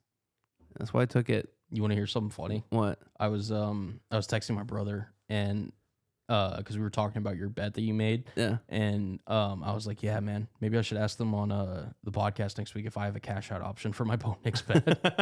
Is there a cash out button on this thing? Because it looks like Oregon's gonna hit the 10 wins. Ironically, who I have to rely on now? 3 more wins, man. Yeah, 3 more. You know who I have to rely on now? Caleb. Yeah. Which is again Superman, but also that team is bleh. Yeah. And then potentially the second best, or maybe the first best, but it's at the end of the year, just to get to 9-3 going into the postseason. That's the only way I could even potentially salvage this. Is A, if USC probably wins, unless Oregon slips up, or DJU and Oregon stay at the end of the year. Yeah, it's not looking good for me. So, yeah. Again, I made a stupid bet, especially with a bowl game too, guaranteed a bowl game, right? And again, that and was, maybe a Pac-12 championship on top of that. Well, yeah, now with their win over Utah, it's definitely more likely that they're going to. Look, I made a bet, a team bet on a quarterback position. That's on me, and I'm gonna have to pay the price for it more than likely. So it's just, I don't like it, and I don't like the fact that it's probably gonna come in 3 weeks against. Who does Oregon? Because I know they have a lesser game this. Yeah, okay. So they go against Cal this upcoming weekend. Oof. Then it's against USC. Yep. And then they're at Arizona State. Oof. So literally, my hope is pretty much in Caleb Williams just to extend it to the last game of the regular season. That's rough. So yeah, it's not looking great for me. All right. All right. Number 10, Penn State 33, Indiana 24. Not much to say about that game, but Penn State bounces back after One more a rough thing. loss. Do you have a jersey bet coming? You or Brendan? You guys didn't respond to my text. I don't know, man. I was thinking about it. I don't know if I have one or not, but Okay. I'll come up with one. But it has to be better. It can't be forced. You know That's what I mean? fair. Okay. Yeah, but getting back to Penn State, they have came down to earth, and Drew Aller is not who we thought were. Here's the thing. He had a decent game against Indiana. He is not, at least at this point, him yet. Yeah. And Penn State, I'm sorry to your prediction. And to be honest, I predicted them to beat Ohio State, so I'm in this too. They're not as good as we thought they were. No. They are the Penn State of, it seems like every year, Yep. you get all this preseason hype. Yep. They go up against one of the big two, Yep. and they lose. Yep. And now they're just probably going to lose to Michigan again. Yep. And they'll play in a decent bowl game, and that'll Yep. be the end of their season. Yep. Could not have said it better myself. Moving on to DJU and Oregon State that you had just brought up. They suffer a loss to Arizona, and it is time to talk about Arizona football. God, they're so I good. said it 2 weeks ago. I'll say it now. Arizona is very, very good at football this year. Which is another team that's presumably really good at basketball that's now become good at football. Yep. Ridiculous. I think, Arizona to me, they're not like a top level. Like I still would pick in terms of a hierarchy, right? Like I know they beat Oregon State. If they play 10 times, I would still pick Oregon State most of the times to beat them. Right. Respectfully. But they did get their win, so get their credit. But out of the hierarchy in the Pac-12, this is how it shows you how good the Pac-12 is, right? You still have Oregon, right? You still have Washington. Still have USC. You have Oregon State. I think UCLA could give them a real, fight for their money. Yes. And then Utah, I know they lost with a freshman. Utah up front is still big and bad and all that stuff. Yep. So, listen, the fact that Arizona might even be the 6th or 7th best team in the conference and they're this good shows you that the Pac-12 is the most competitive conference in college football this year. Absolutely. All right, moving on. Number 12, Ole Miss, 33-7 over Vanderbilt. Vanderbilt's still just not good at football. Yeah, but Jackson Dart and Lane Kiffin are. Yes, they are. My God, this might Very be the good best at Ole football. Miss team that we've seen in I don't know how long. And I don't like it. Ole Miss does not deserve good things. For a lot of reasons. Wait, that's a whole nother episode. You could get a whole episode over the reasons Ole Miss doesn't deserve nice things. I agree. All right. Number 14, Notre Dame continues to roll 58-7 over Pitt. Pitt is just not good this year. Yeah, they're not. And Sam Hartman, while Notre Dame at times has been inconsistent, he can win against Pitt. Future Super Bowl champion winning Dallas Cowboys Sam Hartman. LOL. No, I'm kidding, man. I'm just running with the joke. I'm running with it. LOL. All right. Second biggest upset of the week, in my opinion. Georgia Tech, 46 over number 17. North Carolina, 42. Drake May looked really good in this game. He does so almost every single week. The rest of his team is letting him down. I mean, he had a slow start to the beginning of the season, but yeah, as of late, he's picked it up. Yeah. This was not a good loss for the Tar Heels. It's really tough because this could have been the year. I was talking about it last week with Brendan. This could have been the one year that they could have vowed for the ACC championship game. And now it just seems like they're just letting this opportunity slip through their hands. They're still going to get a good bowl game, maybe against Penn State. Who knows? The Tar Heels, to me, they just lack that. When an experienced team, and I know it's not rare in college football, but when an experienced team, they just know how to win. Yep. That's what I think North Carolina lacks in certain regards. Like, they're talented, clearly. I mean, they're going to have guys that go to the NFL. They just don't know how to win in certain scenarios. And that's, I think, the one thing that they're missing from this program. And hopefully they'll get it soon for their fans' sake. Let's hope. All right. Number 18, Louisville. Number 20, Duke. Oh, boy. Louisville, 23-0. Riley Leonard's not healthy. He's not. They're forcing him out there, and he just does not look okay. Just let him sit. Yep. Just tell him, hey, listen, we know you're trying to get potentially the next level. I mean, Kuiper had him at his third quarterback at one point. Listen, we think it's best if you stay another year, take another year of development. We'll have another recruiting class come in, all this stuff. Because I understand the hot start and beating Clemson, they were riding on such a high. He was asking his teachers on live TV if he could have an assignment off or homework. Like, I get it. But now we've come back to reality a little bit, and Duke just needs to reload for one more final run. And I think the best way in doing that is potentially just sitting Riley down. Hey, let's get you healthy. Let's get you ready. Let's kill it in the offseason. Let's come back strong in 2024. Yep. Louisville, though, hey, they might be challenging Florida State. No, Louisville is looking really, really good this year. Yeah, that's another story. Outside of their one loss, they're like one weird loss by two scores or whatever. Yeah. They're looking pretty good. No, they look pretty great. Yeah. We'll see where they are at the end of the season. Yeah. Number 19, Air Force 30 over Colorado State 13. Air Force, yeah, cool. 21. Shout out to Air Force. Shout out to the Mountain West, I guess. Yeah. Future home of what would have been future home of a lot of Pac-12 teams. Maybe just two of them. But they saved themselves. Yeah. Number 21, Tennessee 33 over Kentucky 27. What a fall from grace Kentucky's had. Dude, yeah. I mean, SEC play started. So, were you saying that their out-of-conference schedule wasn't up to the level of their counterparts in their own conference? Yeah, that's exactly what I'm saying, dude. Joe Milton didn't even have the greatest game, but Tennessee just was the better team. With overall, top to bottom was the better team. And this game, I mean, don't get me wrong, it was 6-point difference to me. I feel like throughout the entire time, I had more confidence in the Volunteers than I did the Wildcats. Yeah. Just plain simple. I agree. Number 22, Tulane, 30 over Rice, 28. The Green Wave keeps waving. Shout out to my Green 4-0 in the American, 7-1 overall. Tulane, only loss coming to Ole Miss in an out-of-conference matchup, and it was a really close one at that. Yeah, I like Tulane a lot this year. They were hot last year to finish off. They were you and Brennan's pick to win the Cotton Bowl win over USC, and then the continue on this AAC. year. Yeah. Yep. So good on I y'all. like it. Good on y'all. Like it. Number 23, UCLA over Colorado. You want to talk about a fall from grace? Yeah. Colorado. And look, I don't think anyone expected Colorado to win a natty this year, and if you did, you're delusional. Right. I didn't expect Colorado to have 6 wins this year.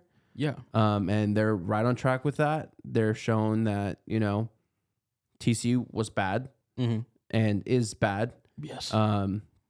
Nebraska's not that great. Nebraska's not good either. Colorado State's Colorado State. Yeah. And you almost lost to Colorado State. And you almost lost to Arizona State. Yeah. So 28-16.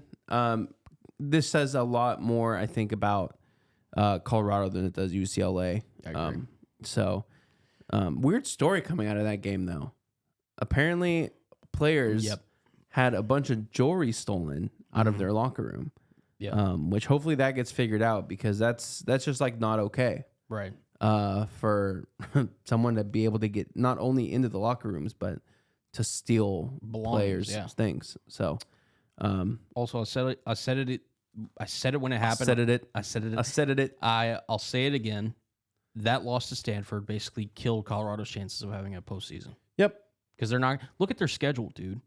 I mean, seriously, you tell me the 2 wins that they can get. None. They have Oregon State. Nope. They've got Arizona that we just talked about. Washington State. Utah. They might finish 4 and what is that, 8? Yeah. Yeah. That's. Hey, 3 more wins than it was last year. You're making progress in the right direction. That's what I'm saying. But anybody who thought still, they were. Yeah. Yeah. Anyone who. Yeah. There was a lot of hype. Dude, it's crazy how the hype has just. Yep. You remember at one point, you could go to the Sports Center and ESPN Instagrams, and it was literally just all Colorado. All Colorado. All prime time. Even like Instagrams that weren't even affiliated with college football would be posting about it. Yeah. Ridiculous. Yeah. All right. Continuing on, Caleb Williams is still very good at football, but the rest of USC is not. 50-49 over Cal. You beat Cal by 1 point. Yeah. We got our butts kicked by Cal, but the fact that that it was this close really just shows how far USC has fallen as a program. Yep. Caleb Williams, if he's not Superman, to your point, they do not win. And God, dude. I mean, Marshawn Lloyd, I like him as a running back. Austin Jones, are nice, decent, backfield. They got some decent receivers. Zachariah Branch, I still think, is one of the most explosive players in college football. I agree. But golly, they are struggling everywhere else. It is Caleb Williams or bust. When are people going to stop believing that Lincoln Riley can change and have a defense? I was talking to my brother, ironically, before I drove out here to record this. Lincoln Riley is somebody that he either has to change his scheme, which he has shown no indication to. Yeah. Or he has to change defensive coordinators, which those guys in college, they don't change them. They're too loyal to their own guys. Yeah. This is going to be USC's reality now for as long as Lincoln Riley continues this behavior. Yep. It's a shame. Yep. All right, and then finally, the final game of the top 25, James Madison 30, Old Dominion 27. Shout out James Madison, man. Second year in the FBS, moving up from the FCS after being just completely dominant. And it kind of sucks for them that they aren't allowed to be in a bowl game this year. So yeah, it is what it is. They're building the foundation for a great future, though. And they're going to have a great one. So shout out to them. Shout out James Madison. Yep. Moving on to the top 25. Yep. For this week. All right. Biggest changes. Oklahoma falls down 4 spots. Obviously, after a loss to Kansas, that happens. Kansas gets back into the top 25 at 22. James Madison moves up to 23. USC sits pretty at 24. Kansas State sneaks into the top 25 at 25. And not much other than that, other than Oregon State falling 5 spots after their loss. You mentioned the Utes, right? Yes. And the Utes have fallen out of the top. Oh, no, sorry. 18th. They're 18th. Yeah. What I'll say is Kansas State, the voters know what they're doing. Yeah. They know what they're doing. They know what game's about to come up. Oh, yeah. They want the top 25 matchup. You know how it is. Speaking of, do you want to get into these matchups going into this week? Let's do that. TCU at Texas Next. Tech. You don't want to talk about it? A Thursday night game, TCU at Texas Tech, 2 very bad teams. No thanks. You're telling me you won't be watching it? Nope. I call BS on that. But Yeah, whatever. I'll be watching. Night game and love it. Come on now, baby. Yeah, that's Come what I on thought. now. That's what I thought. Come on now. All right. Saturday, 25 Kansas State. At number 7, Texas. That is upset written all over it. All over it. What is I'm going to look at the line real quick. You would pick Kansas State to win the Big 12. Obviously, I'd pick Texas to win the Big 12. So out of principle, I feel like I have to take Texas. They're -4, by the way. If I -4? -4 to Texas as of right now. So +4 Kansas State? +4 Kansas State. Oh. I'm about to say that might be a number Andrew gets some skin in the game for. Hammer. Like I said, I'm gonna roll with Texas out of preseason, prediction. What's the word I'm looking for? Good Lord, preseason prediction. I'm sticking with my predictions. That's what I'm going with. Good Lord, I can't think of the word. Integrity. Integrity. That's what it was. And you'll obviously roll with Kansas State, I'm assuming. Yeah. I have another upset that I really like. Okay. Shoot. Aggies over the Rebels. I was just about to get into that. I think that one could be a sneaky one as well. Texas A&M, they played tough with Alabama. They've played tough with, Miami, I believe. Played close with Tennessee. Like, they do not really get blown out. I think this could be the second loss for the Rebels as well. Yep. Let's scroll down here. Notre Dame, Clemson. Do you think we could see a potential upset as Clemson's home team? Me neither. Dabo just needs to shut the fuck up. Yeah. Utah looks to take revenge against Arizona State. That one should be pretty fair at home. Mizzou at Georgia. Georgia. Yeah. Anyways, not North Carolina. UTSA takes on North Texas in Denton, Texas. I hope North Texas can make it a game, but that is my pick to win the AAC, and I think UTSA wins on the road. Okay, there's one I want to touch on. Okay. Kansas at Iowa State, night game in Ames. Night games in Ames are where ranked teams go to die. Okay. And they are 3-0 against top 10 teams in night games in Ames. Give it to me. Okay. And you know how I feel about Iowa State. Yeah. I guess this is the last of the Big 12 version of Bedlam. Oklahoma traveling to Oklahoma State. Yeah. Oklahoma will obviously look to rebound after their loss last week to Kansas. I'm not a big fan of the Cowboys this year. So I think I'll roll with the Sooners on the road. Me neither. Both of them. I knew that would get you. Louisville, that could be a sneaky game against Virginia Tech. Virginia Tech, I think, has played really good football as of late, especially compared to the start of the year. That could be a trap game for Louisville. Oh, yeah.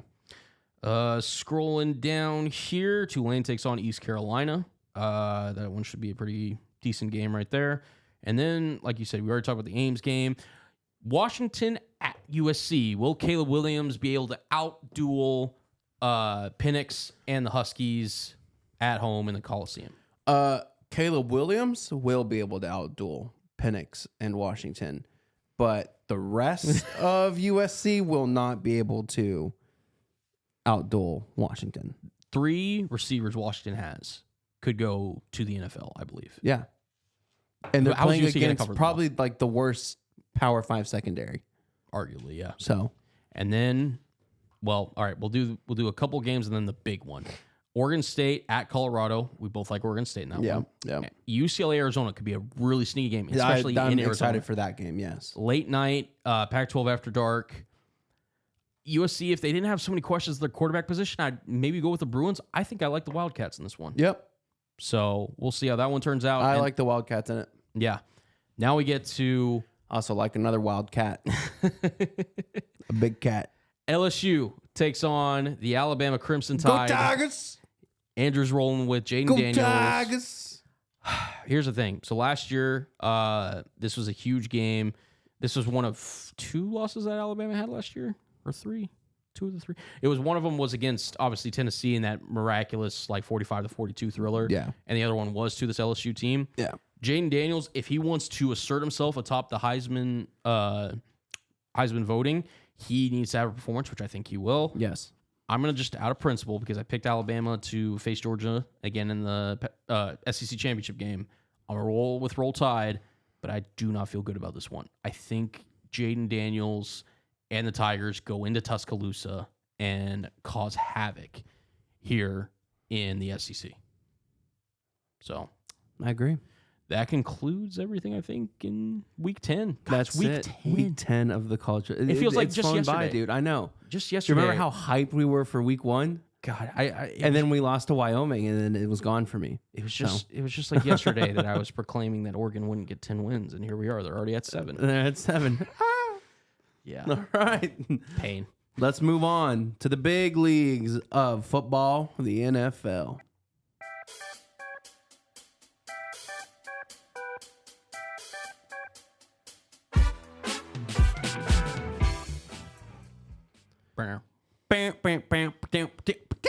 All right.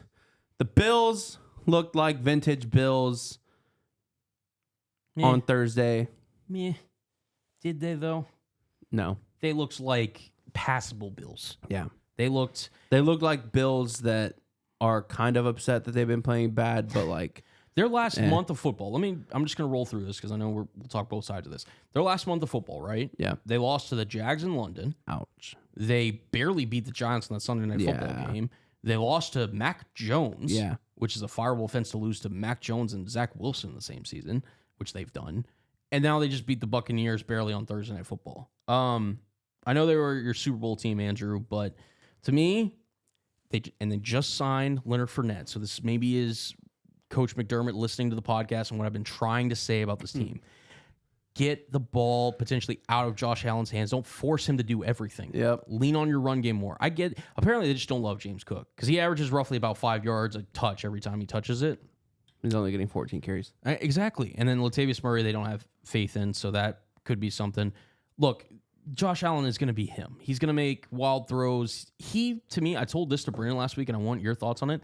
He plays, I swear to God, every game like it's Chiefs-Bills from that divisional round. That game that we watched at Brendan's apartment. Honestly. It's like every time he drops back to pass, he's like, I got to make this big play and score in 13 seconds like Mahomes did.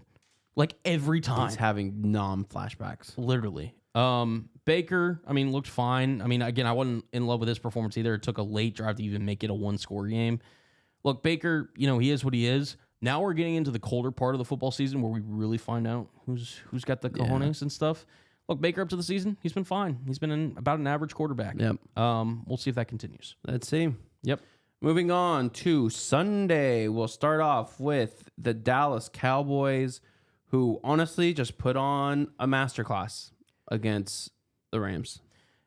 You know what the Cowboys remind me of? What? The Buffalo Bills. Okay. Here's the thing. Dak is not Josh Allen, and McCarthy's not even Sean McDermott. No. What I'm saying is the fact that these teams can be a little bit of a front runner. Yes. They can, when they come down a hill like an avalanche, they will run you over. Yeah. But then they'll also get into games where you're like, huh? AKA the Patriots game for them and then the Cardinals game for Dallas. And they're in contention, quote unquote, in their own conferences, but no one really believes in them and being like the main team to come out of that conference. I think this was Dak Prescott's best game this year. I agree. 25 Overall. of 31, 304, 4 touchdowns. He did have a pick, which brings his total to 5 this year. He's got to watch out if he doesn't want to get 10 interceptions. Yeah. But look, honestly, you could argue this is one of Dallas's better performances. CeeDee Lamb, career game. 12 receptions and 158 yards was a career high. He also had 2 touchdowns. Brandon Cooks seemed to get involved, got a touchdown pass as well. Deron Bland, my God, way to step up after the loss, obviously, of Trayvon Diggs. He was a really good defensive back pickup for them. the Cowboys defense, when they get pressure like this and they're able to kind of lean on you and pin their ears back and rush the passer, they're one of the best defenses in football. And already, they're top 5 in a lot of the top categories. So it's not like they're a bad defense to begin with. Right. But then especially when you give them the lead, it's lights out. And Matthew Stafford felt the complete wrath of it. I mean, they ended up benching him for Brett Ripien and a bunch of other backups in this one. So, yep. Yeah. CeeDee Lamb looked incredible. Shout out to him being on my fantasy team. But yeah, I don't know. Brendan likes to do it, so I like to get it in as well. Speaking of Brendan, the Vikings took care of business on Brendan's birthday weekend-ish thing. Yeah. 24-10. Big storyline out of that one, though. Yeah. Unfortunately, Kirk Cousins, it has been confirmed as of this morning, he tore his Achilles. He is going to be out for the rest of the season. His potential tenure in Minnesota might have come to an end yesterday, and it's really sad because I know we talked about quarterback, the series, and everything, and we talked about Kirk Cousins as a person. We learned a lot from him, and he's a really likable guy. He works his butt off. You know, he seems to have a really good relationship with his family, like all the good things that you want from a quarterback. And you know what?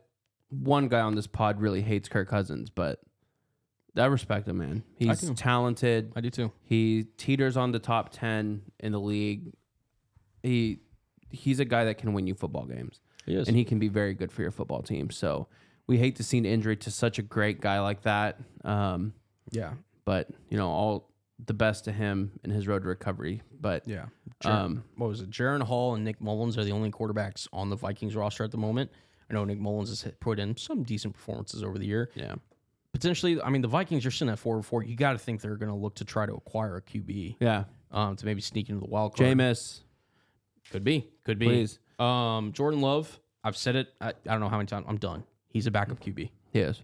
He's so gone. He was also the Packers' leading rusher. Yeah. And he had 34 yards. Yeah, which is not great, but that's also a product of the fact that he can't throw the ball. No. So, yeah, Vikings, we'll see what they do at quarterback. Packers, they're going to be drafting one. All right. The Titans in what might be the most lovable uniform in all of football. It's up there for sure. 28-23 over the Falcons. Will freaking Mayo Boy Levis. What a performance. 238 yards for 4 touchdowns. Wow. I got to ask this. Are we sure the Titans know how to evaluate quarterbacks? No. Because you started out with Ryan Tannehill. Okay, veteran. Oh, my God. We understand it. No, he's one of the worst starters in the NFL. Yeah. You then go to Malik Willis, which we know what he is. He's a very raw prospect that's undersized and doesn't have a great mechanics. Yep. And then you draft this guy. He finally gets a start, right? Being third on the depth chart. I get that he's a rookie. And he's had the best performance for the Titans at the quarterback position all year. I can't remember the last Tannehill performance that was this level. No. I mean, there might not have ever been one. DeAndre Hopkins. Tannehill was always carried by Derrick Henry. Exactly. DeAndre Hopkins had a performance, classic prime DeAndre Hopkins, 4 receptions, 128 yards, and 3 touchdowns. Derrick Henry. 100 yards. 100 yards on 22 carries. Amazing what happens when you have a capable quarterback back there. You become three-dimensional. And it's just, listen, I'm very interested to see. He plays Thursday night against the Steelers. Sorry for the spoiler for the scheduling thing. I'm going to be very much glued to my seat because him versus Kenny Pickett, I want to see that That's game. going to be fun. Also, thing in Atlanta, Desmond Ridder finally benched for Taylor Heineke. I had mentioned this during, speaking of which, that 3-hour pod that I did a long time ago. I mentioned that Taylor Heineke could be in play here for the Falcons if Ridder didn't get off to the start that they wanted. It took all the way till now, but Heineke did start the second half, and the offense looked so much better. Yep. I think Heineke could be the starter going forward, and Ridder's just, again, there wasn't a lot of hope for him being a third-round guy, but I think Heineke is the way to go if you're an Atlanta Falcons fan. Yep. All right. Up next, we had a good old-fashioned mid-off. The Saints 38, the Colts 27. Derek Carr had probably his best performance of the year, 310 yards, 2 touchdowns. Jonathan Taylor as well, 12 carries, 95 yards. It was a competitive game on both sides, but was it competitive because both teams are getting better or just because both teams are Literally on the exact same level of skill. Literally. He's Widowy doing the Gwitty right now. I know, right? Widowy.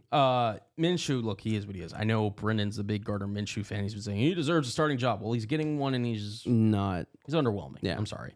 Jonathan Taylor, Zach Moss is a decent running back duo. Like the Colts, listen, they're looking towards next year. They're looking towards the future.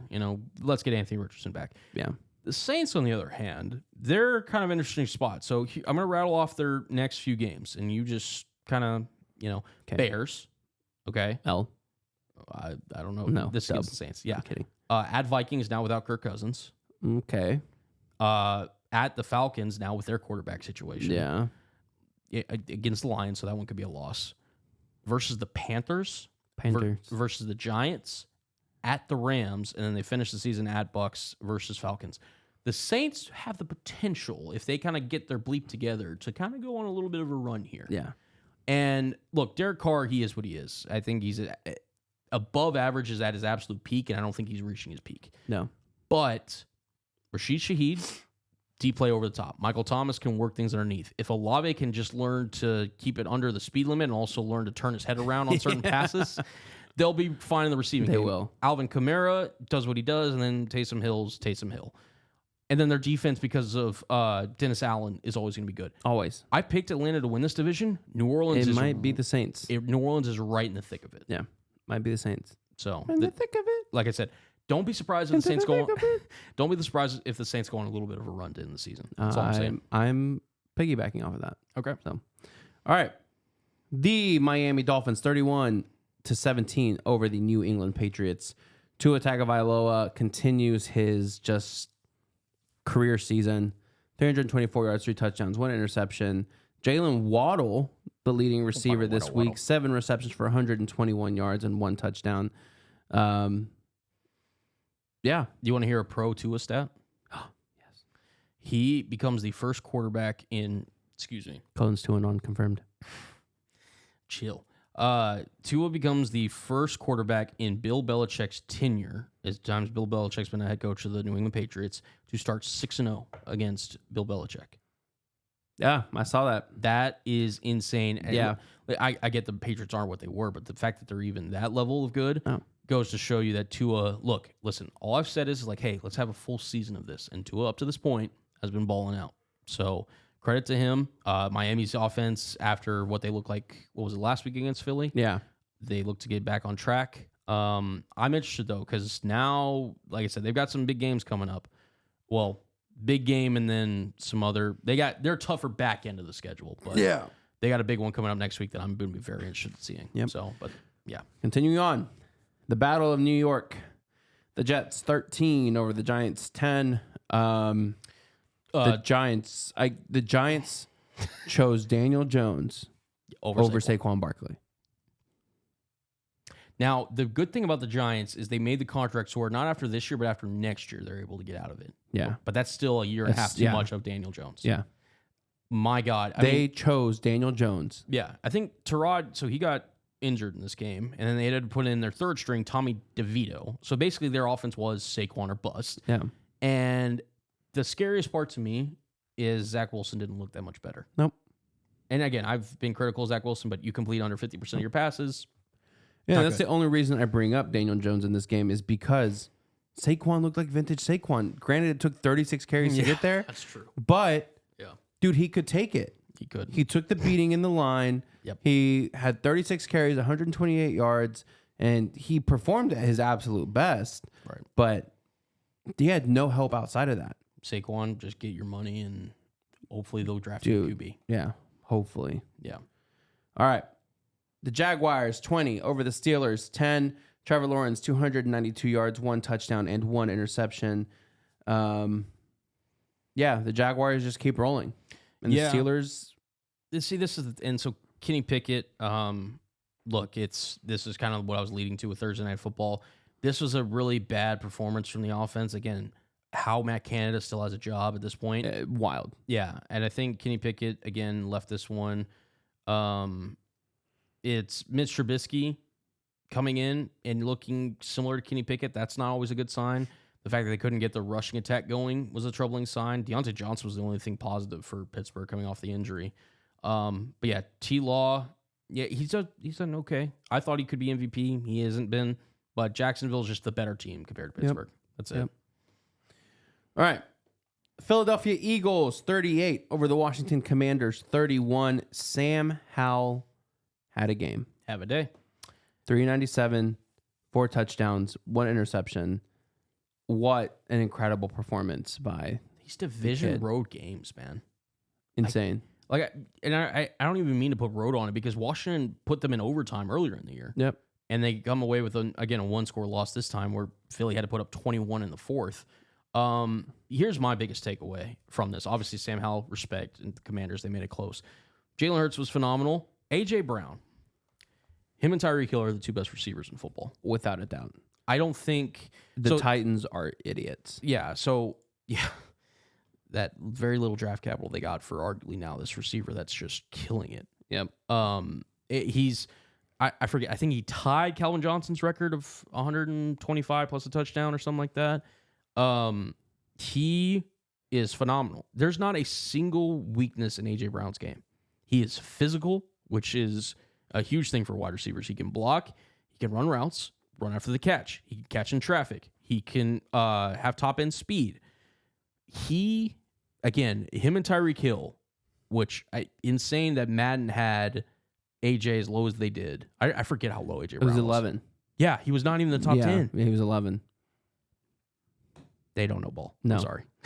They don't know ball. AJ Brown deserves all the love and respect that he's getting. Not ball knowers. And look, man, I'll say this. Philly also might be, and credit to Brendan for this, might be the best team in the entire NFL up to this point. The only thing that really concerns me about them is for as great as Jalen Hurts has looked, so has any quarterback that's gone up against the Eagles. They brought in Kevin Byard in from Tennessee. I know it was short, obviously coming off a trade, but Sam Howell moved the ball at will. So I'm looking to see, and also Jalen Carter suffered a back injury. He's getting an MRI on it. That could be huge loss for their defense if it is anything substantial. Philly though, at this point you could argue, and I'm not just saying that because they're the only 1-loss team left in the NFL. They legit look like a potential Super Bowl winning team. So I have to throw it out there. All right, moving on. The Panthers are officially not the only winless team in the NFL anymore. They beat the Houston Texans 15-13 in what was just honestly a very ugly game. It was a very ugly game. CJ Stroud looked like a rookie, honestly, for the first time this season. Yeah. 140 yards, no touchdowns, no interceptions. Just literally like the most meh game a quarterback could have. I'm about to say, he did have a touchdown on the ground. He was efficient, and he did have a touchdown on the ground. But yeah, both these teams are just not good. This is the first time Bryce Young has outperformed anybody, and I get it, he's a rookie, but as a number 1 overall pick, it was nice to see. Yeah, and of course he did it over the guy that people are starting to write Bryce Young off for. Yeah, so exactly. Moving on, the Seattle Seahawks, man, they keep winning. They keep winning. Geno Smith is looking more up to par, looking like the average quarterback that he was last year instead of a bad quarterback. He's performing very well, and I mean that respectfully. Listen, I'll say this. What's that? How does that phrase go? Just win, baby. Just win, baby. Just win. Just win, baby. Here's what I'll say about Geno. And you're right. He's not performed to the level of last year, which that was an insane level for a guy, given his career, to have a season like that. And that was part of the reason why I didn't think that Seattle could be as good as they have proven to be so far. And again, he's had his moments. He had 2 really bad picks. I mean, one of them, I was just like, dude, just throw it out of bounds. That's like one of those that rookies got to know into it. But look, Geno, when the plays were needed to be made, got his Jackson Smith and Jigba on the screen, which thank God. Back-to-back games with a touchdown for JSN. Tyler Lockett also had a really good game, 8 for 81 and a touchdown. Kenneth Walker repping the jersey today. I am just so happy they won in those uniforms, dude. Yeah, man. Oh my God! Listen, those are also some of the best uniforms in the league. Thank you. So I'm repping Kenneth Walker today. He didn't honestly have the best game, but I mean he did average 8 yards a carry. Cleveland, to me, look, until they figure out whatever with Deshaun Watson, they're not going to win. Yeah, anything. It's Listen, happy Seattle came away with the win. They are now first place in the NFC West as of we're recording this late into the season. Yeah. It's going to be a dogfight. We'll see how the rest of the season pans out. But yeah, happy to be sitting here in first place. Let's go, baby. Let's just win. Seahawks up to 5-2 on the year. Win 24-20 over the Browns. All right, Pat Mahomes had the flu. Don't need to talk about that game. The Ravens. One thing. No, listen. The Broncos beat the Chiefs at home, 24-9. For the first time since 2015. Crazy. It had to lose at some point. I know. Well, we talked about the stat when I mentioned it the first time they played that they've won a Super Bowl more recently than they've beaten the Chiefs. Right. I'll say this. Chiefs side, yeah, Mahomes was sick. Go out and invest a receiver. Go get one of Tampa Bay's guys. Overpay if you have to. They could be easily throw themselves back in as a favorite if they go get Mike Evans or Chris Godwin. Yeah, either without a doubt. For Denver's side, I sent it in the group chat. Russell Wilson, up to this point, again, stats can be kind of misleading, but in terms of his touchdown to interception ratio, his pass yards per game, and his passer rating, he has done all three of those things better than one Patrick Mahomes. Now, am I saying Russell Wilson's better Patrick Mahomes? No, I am not. I would not, in any short-term or capacity, take Russell Wilson over Patrick Mahomes in trying to win football games. I think you would when he was a Seahawk. No, I always said Mahomes was better. Always. Okay. Check the tapes. Okay. Anyways, Mahomes. Bring him out, boys. We'll be fine. Yeah, bring him up. Please do. Russell Wilson, however, I will not take any slander of this man this year. Sean Payton and the coaching staff's finally looking like they're getting into groove here. They're relying more on the running game. They're going back to what was successful in Seattle, which was playing off of that, using Russ's legs, and their defense actually looks competent. It doesn't look like the defense that gave up 70 to Miami. No, it does not. So, I mean, they held the most dynamic quarterback in the game to 9 points, but flu game. And he seemed very sick. Yes, he was. And by the way, Sky Moore, out on. I'm out on Sky Moore. No, out. Yeah, me too. I was very high on Sky Moore his rookie year, but no. Yeah, and also just get the number 24 as a receiver off my screen. There's just something aesthetically just annoying. It's just not good. I'd rather have Rashee Rice. I'd rather have Justin Watson. I'd rather have MVS. Even McCole Hardman, who they just traded for. Kadarius Toney. Ugh. Like, good Lord. God, imagine not being better than Kadarius Toney. Yeah. He had just another crucial drop on him. Mahomes threw a dime in the corner of the end zone, just went through Sky Moore's hands. Yep. Just can't have it. All right. Continuing on, the Ravens continuing to win, proving to be one of the best teams in the AFC without a doubt. 31-24 over the Cardinals. Josh Dobbs had 208 yards, 2 touchdowns, and 2 interceptions. Man, Dobbs is now going to get benched. I don't know if you saw that. Yeah, it's either going to be Kyler or Clayton Tune. On the Lamar Baltimore side, the Ravens proved that they could win ugly, so I don't even really take this as much of a negative. Gus Edwards, they play like everybody close. They do. So this is just kind of their style. Gritty. Yeah, very gritty. Lamar is him. He deserves low-key to be in the MVP conversation. I don't know. He doesn't have the gaudy numbers, but he's similar. Yeah. Similar to his 2019 pace. So credit to the Ravens for getting the W. Absolutely. All right. Oh, boy. The Bengals, 31. 49ers, 17. The 49ers have now lost 3 straight games. And the Bengals are back above 500. I guess they had to give it their all to beat the Cowboys. That's what I'm taking from this. They haven't won since. Here's what I'll say. Brock Purdy, for anyone who considered him a top 10 to 12 quarterback, guess who's not here? Yeah. He's not that. No. And he's far from it. Yep. Now, I will say in his defense, it looked like the Niners, again, or maybe the NFL, whoever's been responsible for this, they should have taken him out the game because he suffered a sack early in the game in which his head snapped back and he was grabbing his helmet. He just barely made the game through concussion protocol and suffered one of those hits. He should have been at least checked out in the blue tent, and he wasn't. No. And again, and that pisses me off, man, because, like, what did we just see with Tua? With Tua. I know. I It's agree. like they don't learn. They don't. And it seemed in this world, we're kind of seeing injuries getting worse and worse in sports, in every single sport. Like, this has to start being taken seriously because you know what's going to happen? People are going to stop playing sports. Yeah, start putting their kids in sports. They're going to stop everything. And it's going to potentially ruin what was a really great thing that we all seem to really enjoy because the league doesn't take these issues seriously. They don't. Joe Burrow, to your point, looked really good. Only 4 incompletions against that Niners defense. Yeah. He's back. He looks healthy, especially after the bye week. Joe Mixon looks really good. Jamar Chase. The Bengals offense regains their kind of footing.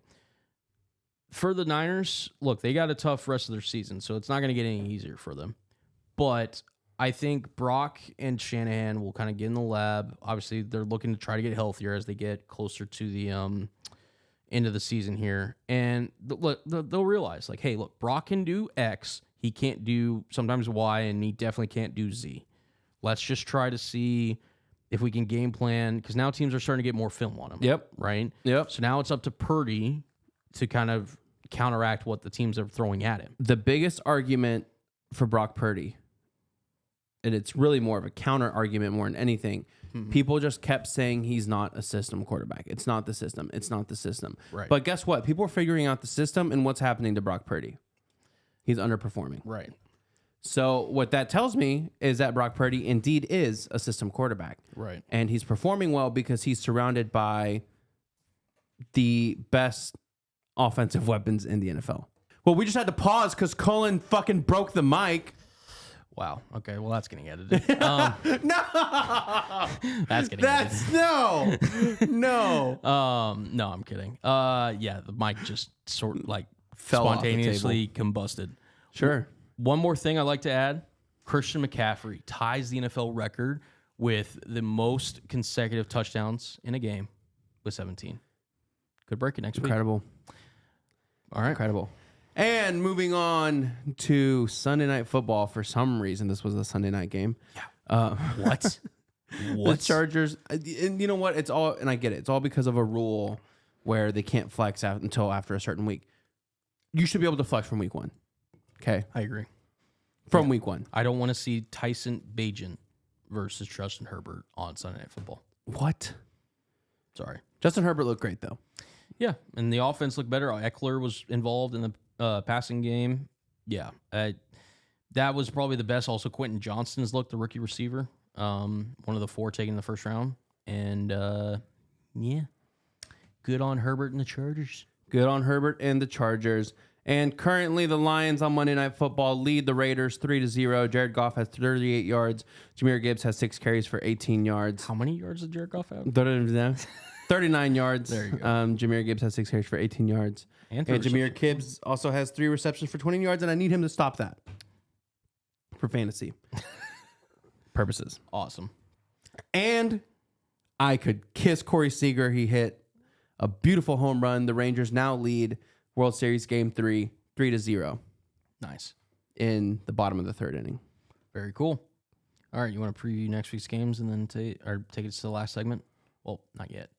Huh? We got to preview the games for next week. Oh, I guess, yeah, we got to do that. You're right. Tennessee, Pittsburgh, we already kind of highlighted on that one. I'm interested to see Will Levis and the Kenny Pickett storylines from both those quarterback, centric things.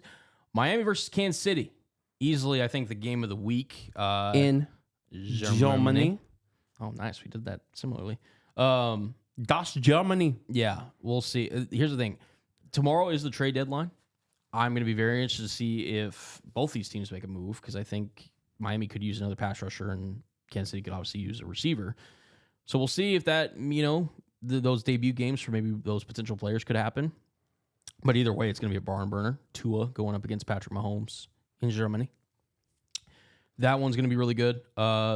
Minnesota, again, with whoever quarterback they might get, could make his debut against Atlanta and Taylor Heineke, I guess, or Desmond Ritter. Yeah. Some other games here that could be interesting. Seattle at Baltimore. I do not feel good going to this game. Again, because of how Baltimore plays, it's going to be close, but I trust Lamar more than I trust Geno Smith. I don't think you're wrong for that. Yeah. And then we get to a certain Dallas Cowboys versus Philadelphia Eagles One of game. the best games every single year.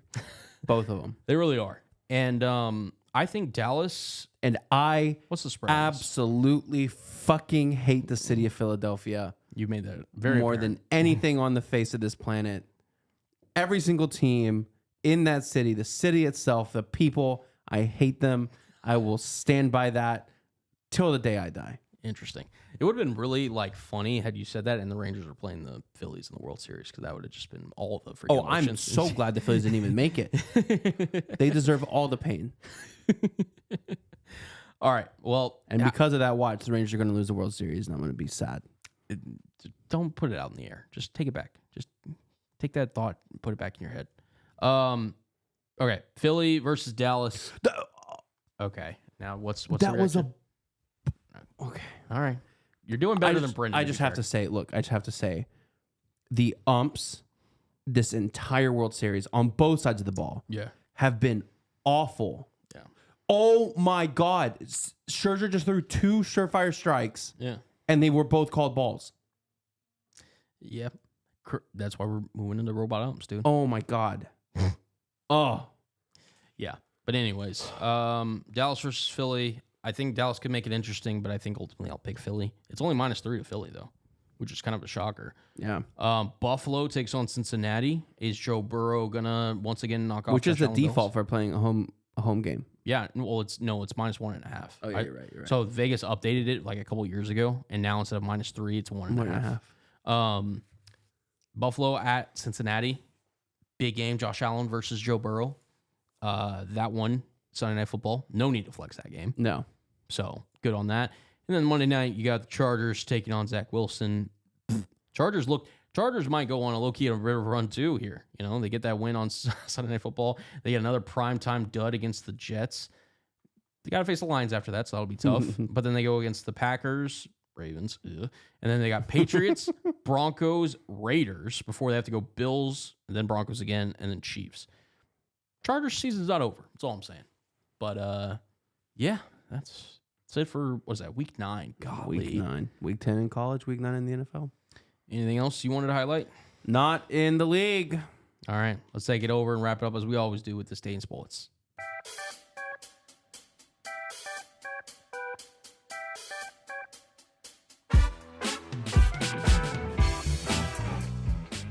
On this day You got one? Because I got a pretty good one to lead on. in 1988, Brazilian legend and McLaren driver Ayrton Senna wins the Japanese Grand Prix at Suzuka, recording his 8th Grand Prix win and clinching his first Formula One World Drivers' Championship. I'm gonna save mine for the end, so Okay. hopefully you don't take it.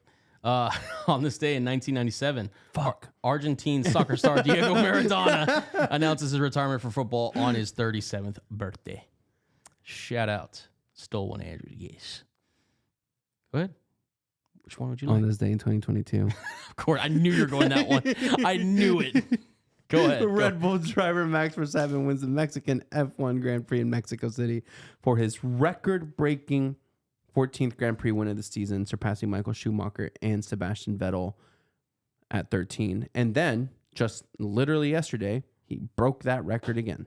So, On this day in 2013 Baseball World Series, the Boston Red Sox beat the St. Louis Cardinals 6-1 in Game 6 at Fenway Park to win the title.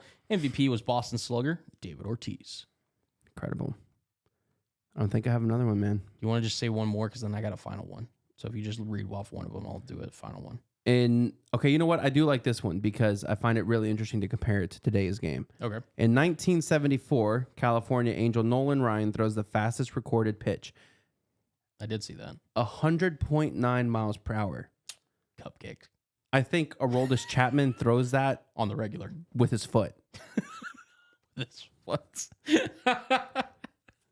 He might, to be fair. Yeah. He might. All right. And to wrap things all off, on this day, today, is the 30th edition of Sports Equinox Day. That has been it for episode 59. Wow. That was a long episode, my friend. That was a long episode, but there was a lot to talk about. It was a Sports Equinox Day. And, man, The 30th edition of the Sports Equinox. when we do this again, we will have a World Series champion. Baseball will be over. And we will be moving on with the next sports. We'll be recapping it. We'll obviously be recapping a Formula One Grand Prix. But yeah, we're getting into NBA, NHL to open up the episode and all the college sports. Wow. Ladies and gentlemen, thank you for listening to edition 59 of Good Times Sports. I am your host, Andrew Maloney, with my co-host, Colin Brown. And man, we're grateful for every single one of you. Listen to us on wherever you listen to your podcasts, Apple Podcasts, Spotify, wherever it may be. Follow us on Twitter, Instagram, TikTok. We will be bringing you content on all those platforms. And as always, thank you for being a loyal listener. Share with your friends, share with your family, and we will see you next week. Peace.